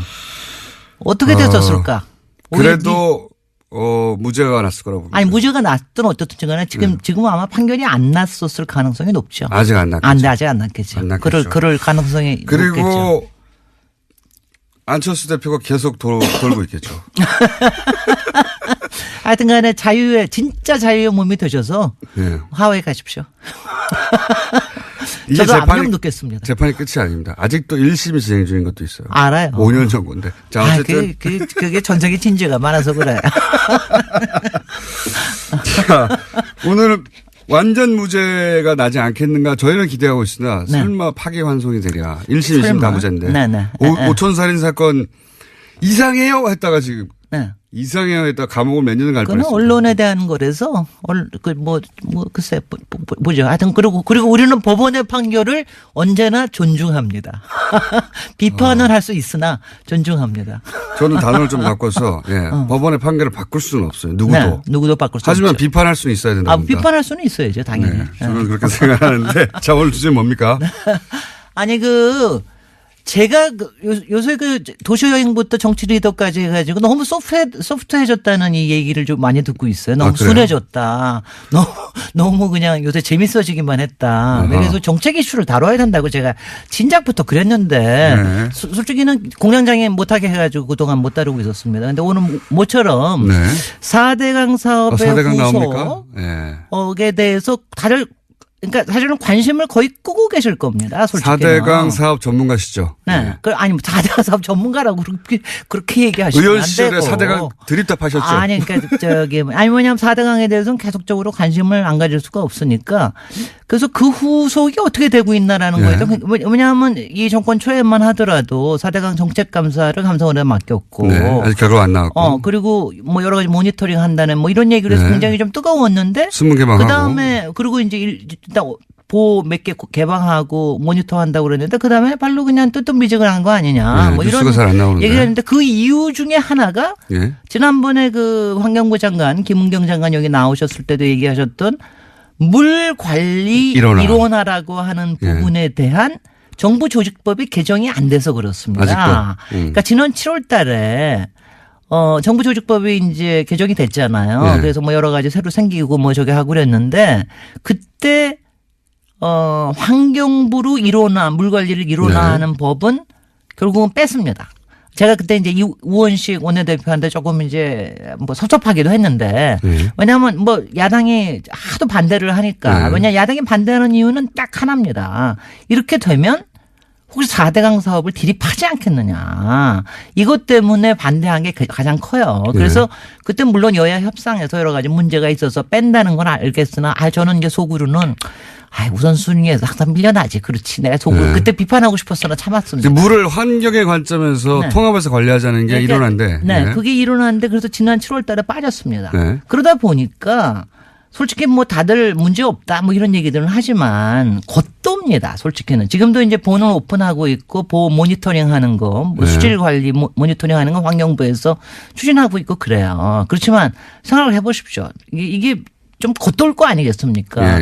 수자원 쪽에는 여전히 국토부에 있고 국토부 수공은 여전히 국토부 소속이고 조금 쉬워지긴 했지만은 조금 뭐 유연해지긴 했지만 수공은 뭐 아무래도 좀 그럴 거 아니겠어요. 솔직히는 국토부 장관은 이제 부서니까 조금 덜 신경 쓰고 환경부는 다 잡고 싶으나 이게 아직은 내게 아니니까 그렇게 다 잡지 못하고 이런 좀 어정쩡한 관계가 지금까지 있었어요. 그리고 그때 야당하고 여당하고는 자기네들 9월 달까지는 이제 매듭을 짓겠다. 매듭 질 리가 있습니까? 그냥 또 뭐. 왜냐하면 여기는 대기업의 이해관계도 그렇고. 당연하죠. 그리고 수자원 쪽에 이른바 이제 수자원 쪽에도 이른바 그걸 꼭 마피아라고 표현을 안 하더라도 이른바 기득권들이 맺어져 있는 뭐 세력들이 항상 있습니다. 그리고 그게 이제 위에서 바뀌면 여러 가지가 바뀌어지니까 거기서 갖고 있는 것도 있고 그러니까 이제 이게 잘 안 되는 거죠. 정치적 이유도 있고 저는 이제 경제적 이유도 있다고 봐요. 이권의 경제적이라보다 이권. 저는 그러니까 현장 부문에서 반대하는 이유는 그것도 굉장히 크다고 봅니다. 그러니까 수공이 직접적으로 나서지는 못하지만 수자원 뭐 학회 쪽이라든가 수자원 관리 쪽에 무슨 협회들이 있거든요. 그러니까 이런 쪽에서 개발 이슈도 있고. 반대하는 왜냐하면 그 개발 이슈가 그리고 이제 굉장히 많이 이제 앞으로 일량도 줄어들고 예. 일도 좀 더 까다로워지는 거 아닌가. 그다음에 또 하나는 잘 모르시지만 사실 수자원을 이용해서 생기는 이권들이 꽤 있습니다. 물 팔아서 옛날처럼 이제 대동강 물 팔아서 뭐 한다는 것처럼 예. 앞으로 점점 더 그런 게 좀 더 많아져요. 예. 그래서 하여튼 여러 가지 그런 것 때문에 엉거주춤이 있었던 겁니다. 여태까지. 지금까지. 예. 근데 지금 뭐 이제 드디어 하여튼 좀 늦긴 했지만 예산안이 통과되고 나니까 이제는 이제 입법 전쟁 아닙니까? 네. 지금 입법 전쟁인데 일단은 이번 정기 국회에서 마무리가 꼭 져졌으면 좋겠어요. 왜냐하면 정기 국회에서 마무리가 지어지면 무슨 뜻이냐면 대개 연초면은 예. 조직 개편들을 많이 합니다. 예. 그다음에 인선도 합니다. 인선을 해가지고 그러니까 그렇게 되면 여러 가지가 방향이 정해지는데 이번에 만약 매듭이 안 되면 굉장히 많이 또 늘어지는 거죠. 그러니까 일이 잘 안 되는 겁니다. 근데 입법을 예를 들면 자유한국당 입장에서는 네. 정치적으로도 4대강을 파기 시작하면 이전 정권에 대한 비리로 연결될 수 있어서 그리고 이권의 관점에서도 이걸 파기 시작하면은 이게 이제 통과되면은 이권이 날아가니까 네. 그래서 계속해서 입법은 보수 정당에서는 반대할 것 같은데 반대하는데 근데 제가 한 가지 어떻게 통과됩니까 이게 근데? 일단은 지금 이제 희망적인 사인이요. 저는 이제 지금 오늘 이제 이 얘기를 꺼낸 거는 가능하면 정기국회에서 마무리해 주십사 하는 입장에서 얘기를 하는데 희망적인 사인은 11월 달 초부터 이 이른바 이제 협상 협의체가 조금 움직이기 시작을 했어요. 공청회도 하고 이러면서 그리고 제일 좋은 거는 국민의당이 거기 주승용 의원이 그 물기본법 발의도 했습니다. 예. 정부조직법 개정에 대한 것도 발의를 했습니다. 그러면 예산안 통과 때처럼 141명이 발의를 했으니까 상당히 가능성은 높아졌어요. 그러니까 이제 국민의당이 딴 소리를 하지 않으면 딴 소리를 예산안 때처럼 가능해진 게 확실합니다. 그래서 이제 저는 이제 그 점에서 좀 해줬으면 좋겠다. 그 다음에 자유당하고 바른 정당에 대해서는 제가 이런 표현을 좀 쓰고 싶은데, 뭐, 4대강을 이립하나 저립하나 분명히 팔 테고요. 네. 이왕 이거 합하고 나면 여기서 판단하는 건 조사한다는 얘기고. 제가 얘기하는 거 조사나 이런 거 폴로업은 당연히 해야 되는 거고 두 번째는 하여튼 지금 여태까지 이게 한 20-30년 동안 이걸 못한 거거든요. 네. 그러니까 환경부로 가는 게 꼭 좋을지 안 좋을지는 아직도 판단은 확실히는 않습니다. 해봐야지 알아요. 외국에도 여러 다른 사례가 있는데 근데 지금으로서는 일단은 환경부에 맡겨가지고 돼볼 수 있는 거를 만드는 게 굉장히 예산 앞으로 이제 세금 아끼는 데라든가 이런 데 굉장히 좋고요. 환경부가 물 관리를 일원화해서 그 주도해야 되는 이유를 1분 30초 동안 설명하시면요. 아니요. 그러니까 수량과 수질은 같이 간다는 거고요. 네. 그러니까 그거 두 개를 같이 봐야 된다는 거고요. 그렇죠. 그리고 제가 또 하나만 확실히 드리면은 대구 분들이만 나서 주십시오. 대구에요. 네. 물 산업 클러스터라는 게 있어요. 네. 근데 지금 이게 일원화가 안 되는 바람에 원래 환경부에서 이걸 하는 건데 관련 산업들 이거 제대로 지금 경기 부양이 안 되고 있어요. 그러니까 그 대구 쪽에 계신 분들 열심히 좀 지역 의원들한테 얘기해가지고 빨리 환경부로 몰아다오. 물 산업을 굉장히 일으킬 수 있다. 그럼 우리 지역도 좋아진다. 이 얘기도 좀 말씀드리고 싶습니다. 그러니까 이제 물을 뭐 개발이나 댐 같이 개발이나 이런 관점이 아니라 이제 먹는 물 환경의 관점에서 이제 바라봐야 된다. 네. 기본적인 정신은 그거죠. 아니 근데 이제 제가 이제 얘기 드리면 그거 이제 반대를 하시는 분들한테도 일리는 있습니다. 어떤 게 일리가 있느냐 하면 외국의 경우에는 이게 이렇게 어느 부처에다 몰아주는 게 아니라 여러 부처들을 총괄하는 총지실 단위에 뭐가 있든가 별도의 단위를 만드는 경우가 있어요. 네. 그다음에는 옥상옥이 이게 되겠죠. 그다음에 또 하나가 우리나라에선. 저는 그거는 반대하고요. 또 하나는 뭐냐면은 물 하나로 끝나는 게 아니라 축산업 네. 또 토지의 이용, 뭐 국토부에도 관련되고 네네. 농수산부에도 지금도 많이 우리도 관련되잖아요. 그렇죠. 근데 이걸 환경부에다가 몰아주면 이게 오히려 힘이 약해질 수가 있다. 그래서 오히려 반대 의도도 있다. 유역으로 만들어서 관리해야 자, 된다. 시간이 여기밖에 없네요. 그럼에도 불구하고를 해야 돼요. 그럼에도 다음 주에. 불구하고 김재래 박사님이었습니다. 다음 주에 하셔야 됩니다. 안녕. 안녕. 얘기하겠지만 뭐 제가 아쉽다고 판결이 바뀌는 건 아닌데 뭐 물론 2심과 3심이 남아 있긴 합니다. 네, 메시지 효과가 그런 게 있는 거죠. 검찰과 그 장시호 씨는 당황했겠죠. 크게. 아마도 장시호 씨는 모르긴 몰라도 1년의 집행유예 혹은 1년 6개월의 집행유예 뭐 이런 식의 법정 구속을 예상하지는 않았을 거라고 봐요. 네, 어제 그래서 그 결과가 나온 다음에 재판장한테 그런 호소를 했었습니다. 바로 법정에 구속되지 않도록 해달라고요. 아이를 좀 보고 오겠다라는 취지 이야기도 했었습니다. 전혀 예상을 못한 모습이었던 거죠. 그렇죠. 왜냐하면 본인은 충분히 협조했고 검찰도 그렇게 얘기했을 테고 물론 뭐 판사, 검사 사이에 그런 갈등이 있어요. 예. 그런 양형 조절을 검사가 수사할 때 해주겠다고 피의자한테 얘기하면서 뭔가 얻어내고 사법부는 아니 제도에도 없는 걸 검찰이 마치 있는 것처럼 판결은 사법부 영역이잖아요. 거기에 영향을 주려는 검사의 그런 태도를 싫어하고 그런 오랜 갈등이 있긴 한데 그 얘기는 제가 양면과 하기로 하고요. 자, 다음 뉴스는 뭡니까? 네, 국제올림픽위원회 IOC가 러시아 선수단의 평창 동계올림픽 출전을 금지했습니다. 지난 2014년 소치 동계올림픽에서 국가 차원의 조직적인 금지 약물 복용이 이뤄졌다라는 판단에서 나온 결정인데요.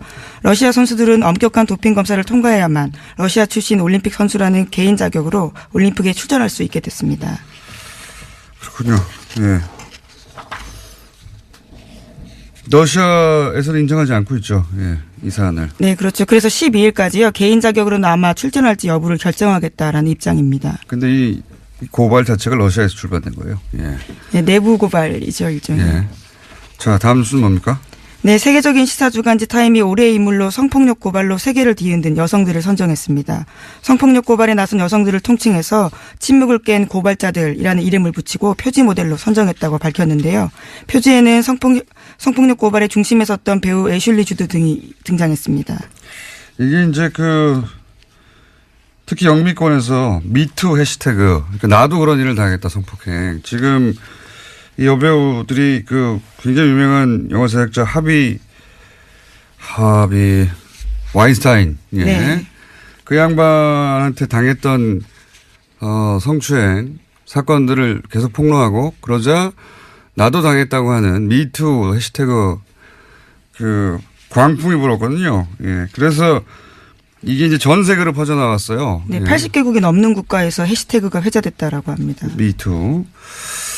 여기까지 하고 이제 저희의 미니인 리얼미터를 해야 되는데 이 해시태그 얘기하니까 제가 오늘 재밌는 거 하나만 얘기하고 꼭 넘어가야 되겠습니다. 제가 댓글 부대 아직도 운영된다 이야기 여러 번 했거든요. 근데 이제 반신반의 하셨던 분들이 많을 거예요. 제가 오늘은 좀 더 구체적인 증거에 해당되는 정황을 거의 증거라고 봅니다. 말씀드리면 지금 네이버에 가서 오픈, 영어로 오픈, 영어로 쓰지 말고인데 한글로 오픈 열기 네 글자를 검색어에 딱 쳐보세요. 그런 다음에 그 메뉴 중에 실시간 검색이라는 메뉴가 있습니다. 네이버에 트위터 같은 거 검색하는 오픈 열기라고 치고 실시간 검색을 탁 클릭하면 각종 기사에 달린 댓글들 중에 오픈 열기 옵션 죄송합니다. 오픈 열기가 아니라 옵션 열기예요. 옵션. 예. 옵션 열기라는 단어가 포함된 댓글들이 주르륵 나옵니다. 이건 해시태그가 아니라 갑자기 왜 옵션 열기라고 하느냐. 이게 전부 다 댓글 부대가 쓴 댓글이에요. 댓글을 달 때 위에서 지시를 받아서 그걸 자기 아이디로 카피를 해서 댓글을 달았는데 거기 맨 앞에 옵션 열기라고 하는 내용과 상관없는 메뉴가 있는데 그걸 카피해서 갖다 붙여버린 거예요. 무슨 얘기인지 아시겠죠? 이거 한번 해보겠습니다. 잘 모르겠는데요. 바보같이 무슨 얘기냐면 네. 내가 댓글을 달 때 댓글 알바가 쳐요. 예. 지시를 받았어요. 내용을. 그게 자기가 쓴 내용이 아니라는 거죠. 그걸 카피해서 갖다 붙여줄 거 아닙니까? 자기가 쓴 게 아니니까. 근데 그 카피를 할 때 맨 앞에 옵션 열기라고 하는 이 내용과 상관없는 메뉴에 네네. 들어가는 글까지 카피를 해버린 거예요. 그래서 그거를 갖다 붙여서 댓글로 다는 게 엄청나게 많습니다. 그게 여전히 지금 오늘도 달려있는 것들을 볼 수 있어요. 제가 오래전부터 봐왔는데 이걸로 몇 가지를 알 수 있어요. 이제는 댓글 부대 전용 프로그램이 있는 거예요. 전용 프로그램이 있어서 그 프로그램을 통해서 댓글 지시 내용을 받아요. 그런데 이제 그거를 카피 앤 페이스트 할 때 이렇게 마우스나 뭐로 손으로 쭉 긁어서 붙일 거 아닙니까? 그때 맨 앞에 있는 옵션 열기라고 하는 메뉴까지 촥 카피해서 붙이는 경우가 왕왕 일어나는 거죠. 기계적으로 알바를 하다가 결과적으로 예, 그런 실수가 드러나게 된 거죠. 그런 거죠. 그러니까 프로그램이 있다, 이제는. 이 댓글 부대에 지령을 내리는 프로그램이 있다. 그리고 그걸 카피할 때 옵션 열기라는 부분은 삭제하고 카피해야 될 거 아닙니까? 그래 감쪽같죠. 그런데 컴퓨터에 그만큼 익숙하지 않아서 고연령대 노년층일 가능성이 높은 거죠. 그것까지 카피해버린 거예요. 재밌죠? 예. 그리고 이 댓글 프로그램을 통해서 댓글 지시가 내려가고 그거를 댓글 다는 부대가 아직도 있는데 그 댓글을 특정 기사에만 달 거 아닙니까? 그 기사. 지역 모든 연령 모든 이념 성향에서 다 긍정평가가 크게 높거나 우세합니다. 네. 알겠습니다. 예산안이 통과되면서 사실은 주요 정당들의 지지율이 좀 진폭이 있고. 네, 맞습니다. 대통령 지지율도 진폭이 좀 있고. 그렇습니다. 예. 통과되면서 민주당 그리고 국민당이 상승한 형국이고요. 네. 한국당 하락하고 한국당을 빼고는 상승을 했지만 네. 예산안 통과를 예. 기준으로 하자면 예, 맞습니다. 주요한 네. 가장 중요한 이벤트였던 네. 정의당도 하락을 했네요. 네. 정의당은 언론 보도가 상당히 많이 감소했습니다. 네. 언론 보도 감소 효과도 있는 거고. 네. 자, 그것마저 알려주면 현안 조사 이번 주는 뭡니까? 예, 문무일 검찰총장의 이제 발언이 있었는데 많이 논란이 되었죠. 이거 간접적으로 알 수 있는 조사가 아닌가 싶은데요. 한 2주 전쯤에 죄송합니다. 김관진 전 국방부 장관하고 임관빈 전 실장 사이버 사령부 댓글 공작 관련해서 석방이 됐죠. 구속 석방이 됐는데 이에 대해서 국민들이 어떻게 생각하는지 물어봤습니다. 네. 이 여론조사 중요해요. 이 여론조사 왜 안 하나 싶었는데 그랬더니 네. 잘못한 결정이라는 의견이 63%가 나왔습니다. 석방이 잘못한 결정이다. 예. 근데 그 중에서 전체에서 매우 잘못한 결정이라고 응답을 한 사람이 절반이 넘습니다. 50.8%가 나왔습니다. 그렇군요. 예. 그리고 반면 잘한 결정이라고 한 응답은 26.3%이고요. 잘못은 10.7%가 나왔습니다. 대부분의 지역 계층에서 잘못한 결정이라는 것이 대다수 응답이었고요. TK, PK는 어떻습니까? 근데 조금 놀라웠는데요. TK, PK 그 중에서도 TK 같은 경우는 잘한 결정이라는 것이 조금 우세하지 않을까라고 생각을 했는데요. 예. TK를 포함하고 PK를 포함해서 모든 지역에서 잘못한 결정이라고 응답이 많이 나왔습니다. 네. 그렇군요. 그러니까 이제 대략 50대 이하, 네. 그리고 전 지역, 그렇습니다. 전 지역입니다. 네. 그리고 국민의당, 민주당, 정의당 이런 정당 지지자들 다 포함해서 잘못된 결정이라는 게 대다수다. 맞습니다. 60% 이상이고 잘했다고 하는 걸 그러면 60대 이상 보수층, 자유한국당 지지층 이렇게 해요. 핵심적인 이제 보수 성향이라고 할 수 있겠죠. 60대 이상 보수층, 자유한국당 지지층에서는 잘한 결정이라는 것이 대다수입니다. 그러니까 이 26%가 사실은 보수 정당이 노려할 타겟층이 됐는데, 네네. 이 정치 진영이 굉장히 바뀌었어요, 실제. 맞습니다. 이런 사안도 봐도. 네, 많이 바뀌었습니다. 석방 잘못했다고 합니다. 네, 알려드리고요. 국민 여론은. 네. 조사 기회 알려주십시오. 네, 이번 주중 조사는 TBS 의뢰로 이번 주 월요일부터 수요일까지 전국 19세 이상 성인 1,516명을 대상으로 했고요. 유무선 전화 면접과 자동응답 방식으로 실시했고, 표본 오차는 95% 신뢰 수준 플러스 마이너스 2.5%포인트, 응답률은 5.3%였습니다. 현안 조사는 TBS 뉴스공장 의뢰로 어제 하루 동안 실시했습니다. 성인 510명을 대상으로 했고 표본 오차는 플러스 마이너스 4.3%포인트입니다. 예, 권순정 조사분석실장도 오늘 발음이 많이 쓰는 날이었습니다. 죄송합니다. 네, 감사합니다. 고맙습니다. 적폐 청산 수사를 올해 안에 끝내겠다. 문무일 검찰총장 발언 후폭풍 좀 다뤄보겠습니다. 더불어민주당 적폐 청산위원장 박범계 위원님 모셨습니다. 안녕하세요, 위원장님. 네, 반갑습니다. 네. 검찰총장이 적폐청산 수사를 올해 안에 끝내겠다. 이렇게 말하면 안 되는 거 아닙니까? 그 뒤에 이제 여러 추가적인 어떤 보도에 의해서 다소 이제 그 발언의 진위가 좀 설명이 되긴 했는데요. 네. 문무일 검찰총장의 말씀이 모든 적폐청산과 관련된 수사를 금년 내에 마친다. 이런 의미로는 해석하지는 않습니다. 국정원 TF에서 수사 의뢰된 사건의 가닥은 올해 내로 좀 잡았으면 좋겠다. 그렇게 이해를 하고요. 다소 그 말씀의 진위가 좀 전달되는데 조금 혼선이 있었던 것은 맞는 것 같습니다. 그러면 진위라 하면 위원장님 보시기에는 속도를 내겠다 이런 의미라고 보시는 겁니까? 고충이 좀 있다고 저는 보여지는데요. 뭐 아시다시피 일부 언론과 또 이명박 대통령 본인, 전 대통령 본인 또 자유한국당의 정치적 공세, 정치보복 프레임이 있었고요. 또 간과할 수 없는 것은 검찰 내부에 검사장들 일부의 어떤 검찰이 청와대 하명 수사를 따르는 거 아니냐라는 그런 불만들이 있었습니다. 최근에 법원 같은 경우에도 김명수 대법원장께서 또 이제 그런 발언도 하셨죠. 그래서 일종의 조직의 수장으로서의 어떤 고충도 고려하고 또 수사의 어떤 속도감도 일종의 요구하고 하는 그러한 어떤 발언이 아닌가.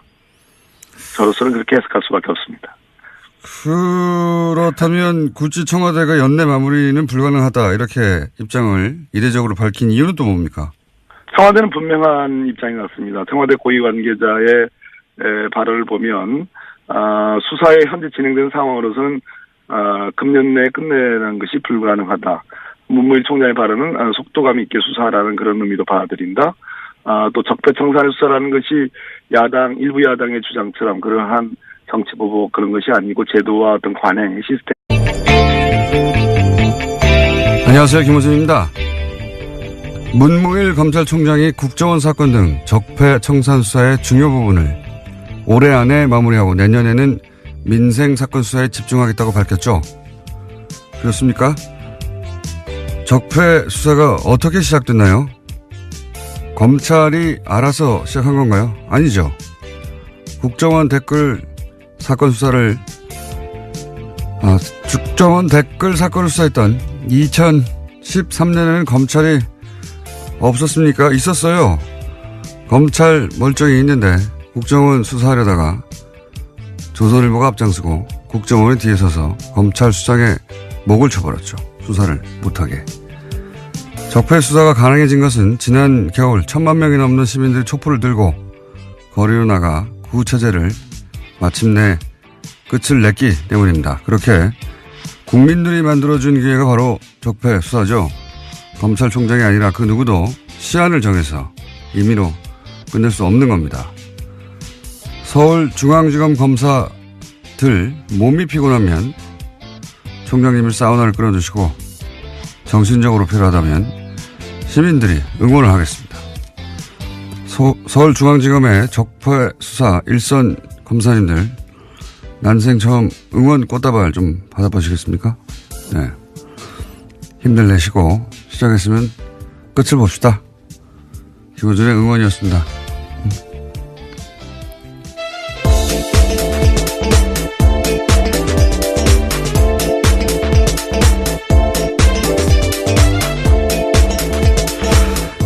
제가 요새 수요일날 다시 새로운 방송 하나 시작해가지고, 목요일 아침은 다시 혀가 꼬이기 시작했어요. 평상시에도 꼬이는데. 자, 예, 김은지입니다. 제가 소개해드리려고 그랬는데. 네. 잊어버릴 줄 알고. 네, 혹시 그러신 줄 알고요. 그럴 가능성이 매우 높은 목요일 아침이었는데. 네. 눈치 빠르시게. 김은지 기자, 예. 첫 번째 뉴스는 뭡니까? 네, 어제 적폐청산 수사를 올해 안에 끝내겠다라는 문무일 검찰총장의 발언 전해드린 바가 있는데요. 이에 대해서 청와대가 부정적 입장을 내었습니다. 청와대 핵심 관계자에 따르면 물리적으로 연내 수사 종료는 가능하지 않다라는 건데요. 여러 가지 흐름상 피의자 소환도 이루어지지 않은 채 마무리할 수 없다라는 겁니다. 그러면서 이 관계자는 검찰 수사에 속도를 내겠다는 뜻으로 문무일 총장의 발언을 받아들이겠다라고 밝히고 있는데요. 문 총장 발언을 빌미로 일각에서 쏟아내는 적폐청산 조기 종료 요구에 대해서 선을 그은 겁니다. 보수 매체는 뭐 신났어요, 이제. 역시, 봐라, 필요하지 않느냐. 근데 청와대에서 여기서 이제, 연내 종료 불가능하다고, 청와대 입장을 냈는데, 이제 두 가지를 알 수 있죠. 이게 이제 청와대가 조율되지 않은 발언이었다는 것과, 그리고 애초에 청와대가 함용하는 수사가 아니었다는 것, 두 가지 동시에 드러난 셈입니다. 검찰총장이 청와대하고는 다른 입장을 내는 경우가 드문 일이거든요. 엄청나게. 예. 검찰총장 관두기 직전에 보통 그런 일이 있긴 합니다. 근데 그런 걸 알 수 있고요. 제가 이제 이 사건, 이것도 일종의 사건이죠. 저희가 그래서 오늘 2부 잠시 후에 적폐청산위원장 박범계 위원장과 인터뷰가 예정돼 있긴 한데 이거를 이제 전직 최고위급 검찰 간부는 이 사안을 어떻게 보느냐 궁금해서 제가 전화로 물어봤어요. 이제 워딩을 그대로 전하면 수사는 생물이다. 네, 굉장히 유명한 말이죠. 검사들 사이에서는. 수사는 생물이다. 무슨 뜻이냐면 시작하면은 어디로 갈지 모른다. 네. 그러면서 이런 얘기를 다 붙였어요. 특히 정권 차원에서 이루어진 범죄는 정권이 직접 나선 일이기 때문에 그 범죄 정도를 알 수가 없고 미리 어디로 시작하면 생물처럼 어디로 뻗어나갈지 알 수가 없다. 근데 이걸 시야를 정하면 그 생물을 죽이는 거다. 굉장히 와닿는 표현이었는데 그렇게 얘기를 했고요. 어쨌든 이 검찰 고위 간부들에게는 질책, 감시 그렇게 하면 안 된다 표현하지만 수사는 결국 일선 검사들이 하는 거거든요. 저는 이제 문무일 총장 발언 가지고 이제 여러 가지 논란이 있는 걸 보고서 일선 검사들이 맥이 빠지겠다. 네, 이런 생각이 들었어요. 그 특검 할 때, 왜 특검 사무실 앞에 전국에서 시민들이 이제 꽃다발 보내줘서 그 앞에. 예, 그랬죠. 가득 차 있었잖아요. 그게 굉장히 큰 응원이 됐다고 해요. 그래서 뭐 검찰총장에 대해서는 뭐 이런 견제와 감시가 필요하겠지만 일선 검사들에겐 바카스를 보내줄 때가 아닌가. 꽃다발이나.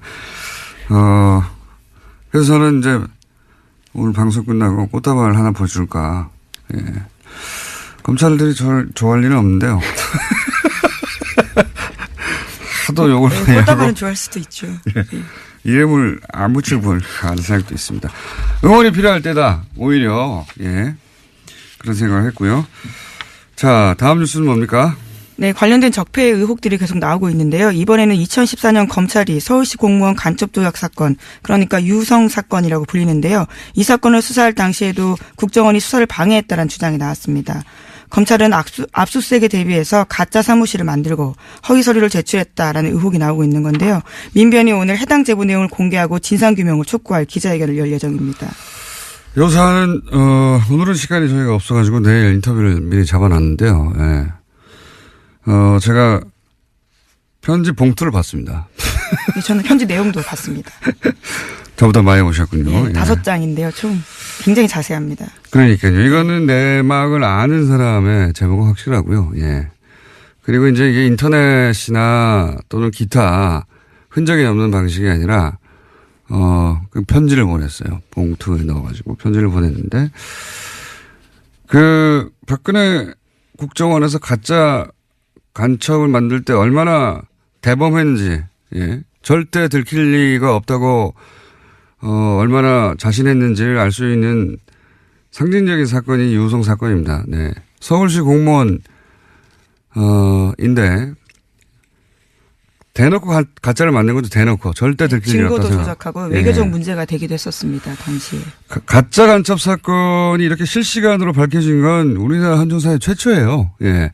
그 이후에 몇십 년 후에 명예가 회복된 적은 있는데 실시간으로 밝혀진 건 최초예요. 근데 저는 이 가짜 사무실 이 놀랍지 않은 게 이 생자로 간첩을 가짜로 만드는데 뭐 사무실 정도야 뭐 아무것도 아니죠. 예. 근데 이게 유성 사건 때도 있었다. 가짜 사무실 만든 게 영화처럼 세트 만들어서 여기 압수수색 하라고. 하여튼 증거 조작과 증거 인멸의 대마왕이에요. 이쪽은. 예. 그래서 국정원 관련 사건은 저는 모조리 다 구속수해야 된다고 보는데. 예. 네. 해당 제보자 같은 경우에는 정치호 변호사, 그러니까 최근에 자살한 국정원 변호사 있잖아요. 예. 그 사건을 보고 자기가 용기를 냈다라고 이야기를 하는데요. 거꾸로 또 제보는 그래서 이렇게 추적이 어려운 예. 전통적인 방식의 편지를 보내야 되겠구나. 용기를 냈다기보다는 저는 화가 났다. 아이, 그렇죠. 예. 밤잠을 뒤척였다 이런 식의 표현들이 있는데요. 국정원이 제대로 개혁돼야 된다라는 것들 때문에 이런 편지를 쓰게 됐다라는 겁니다. 국정원 내부자라고 볼 수밖에 없는 것이 너무 내용도 자세하고, 예. 국정원 내부에 누가 이 전략을 총괄 기획했는지도 특정돼 있고, 예. 굉장히 자세한 내용입니다. 네. 의외의 곳에서 터졌어요, 또. 예. 자, 그런 사건이 하나 있습니다. 오늘 민변이 기자회견을 한다고 하고 내일 인터뷰가 저희는 예정돼 있습니다. 자, 남순요. 네, 어제 장시호 씨가 1심 선고가 있었습니다. 검찰의 구형보다 센 징역 2년 6개월이 나왔는데요. 곧바로 법정 구속됐습니다. 당초 특검은 장 씨에 대해서는 징역 1년 6개월을 구형한 바가 있는데요. 그보다 더 높게 나온 겁니다. 장 씨가 수사와 재판에 협조한 점은 있긴 하지만 이 사안으로 실질적으로 가장 크게 이익을 본 사람이 장시호 씨라면서 재판부가 이렇게 판단했다라고 밝혔습니다. 검찰은 굉장히 당황했을 겁니다. 왜냐면은 특검 때 장시호 씨로 인해서 밝혀진 게 적지 않단 말이죠. 근데 우리나라에서 법적으로 풀리박인이 없잖아요. 양형거래가. 그러니까 죄를 인정하고 협조하면 형을 낮춰주거나 아예 풀어주는 제도가 우리나라에 없단 말이죠. 그래서 아마 이제 혐의 중에서도 이게 공갈죄인데 강요죄로, 왜냐하면 강요죄가 형량이 낮아요. 강요죄로 잡고 그리고 그중에서도 양형을 낮게 잡아주는 것으로 검찰은 그런 노력을 한 거죠. 네, 구형을 낮게 한 바가 있습니다. 네.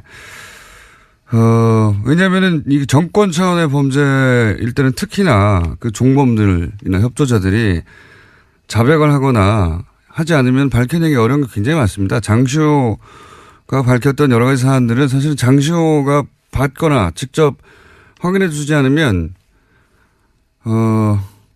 절대 밝혀낼 수 없는 부분이 많았거든요. 네, 제2의 태블릿 PC를 낸다던가 구체적으로 어떤 데 무엇이 있는지를 제보한 바가 있습니다. 그렇죠. 예. 그래서 검찰은 이제 장시호에게 암암리에 검찰이 알아서 그런 협조에 대해서 배려하겠다고 신호를 줬을 것이고 장시호 씨도 적극적으로 협조를 한 것일 텐데 사법부가 보기에는 형량이 너무 낮았던 거죠. 예. 그래서 그 양형 기준으로 따지자면 너무 낮아서 2년 6개월을 그러니까 검찰이 구형한 것보다 1년 높게, 이거는 그렇게 흔하지 않은 케이스거든요. 네, 이례적인 일이죠. 예. 지금 이 적폐 관련해 가지고는 최초의 사례고, 검찰이 뭐 두 가지로 해석할 수 있어요. 검찰이 그만큼 낮게 구형을 했다라고 볼 수도 있고, 그래서 사법부가 보기에는 이게 너무 낮은 거 아닌가 생각할 수도 있고, 또 한 가지는 사법부가 의도하지는 않았다고 저는 생각합니다. 이 판결에서. 그런데 결과적으로는 어떤 메시지를 주냐면, 검찰 수사 협조에도 별 소용이 없네, 이런 메시지를 결과적으로 주게 되는 그런 메시지 효과가 있죠. 예. 예를 들어 삼성 수사 관련해서 검찰에 협조해도 이럴 게 하나도 없다 하는 그런 메시지 효과가 분명히 있습니다. 결과적으로. 이 사안은 저희가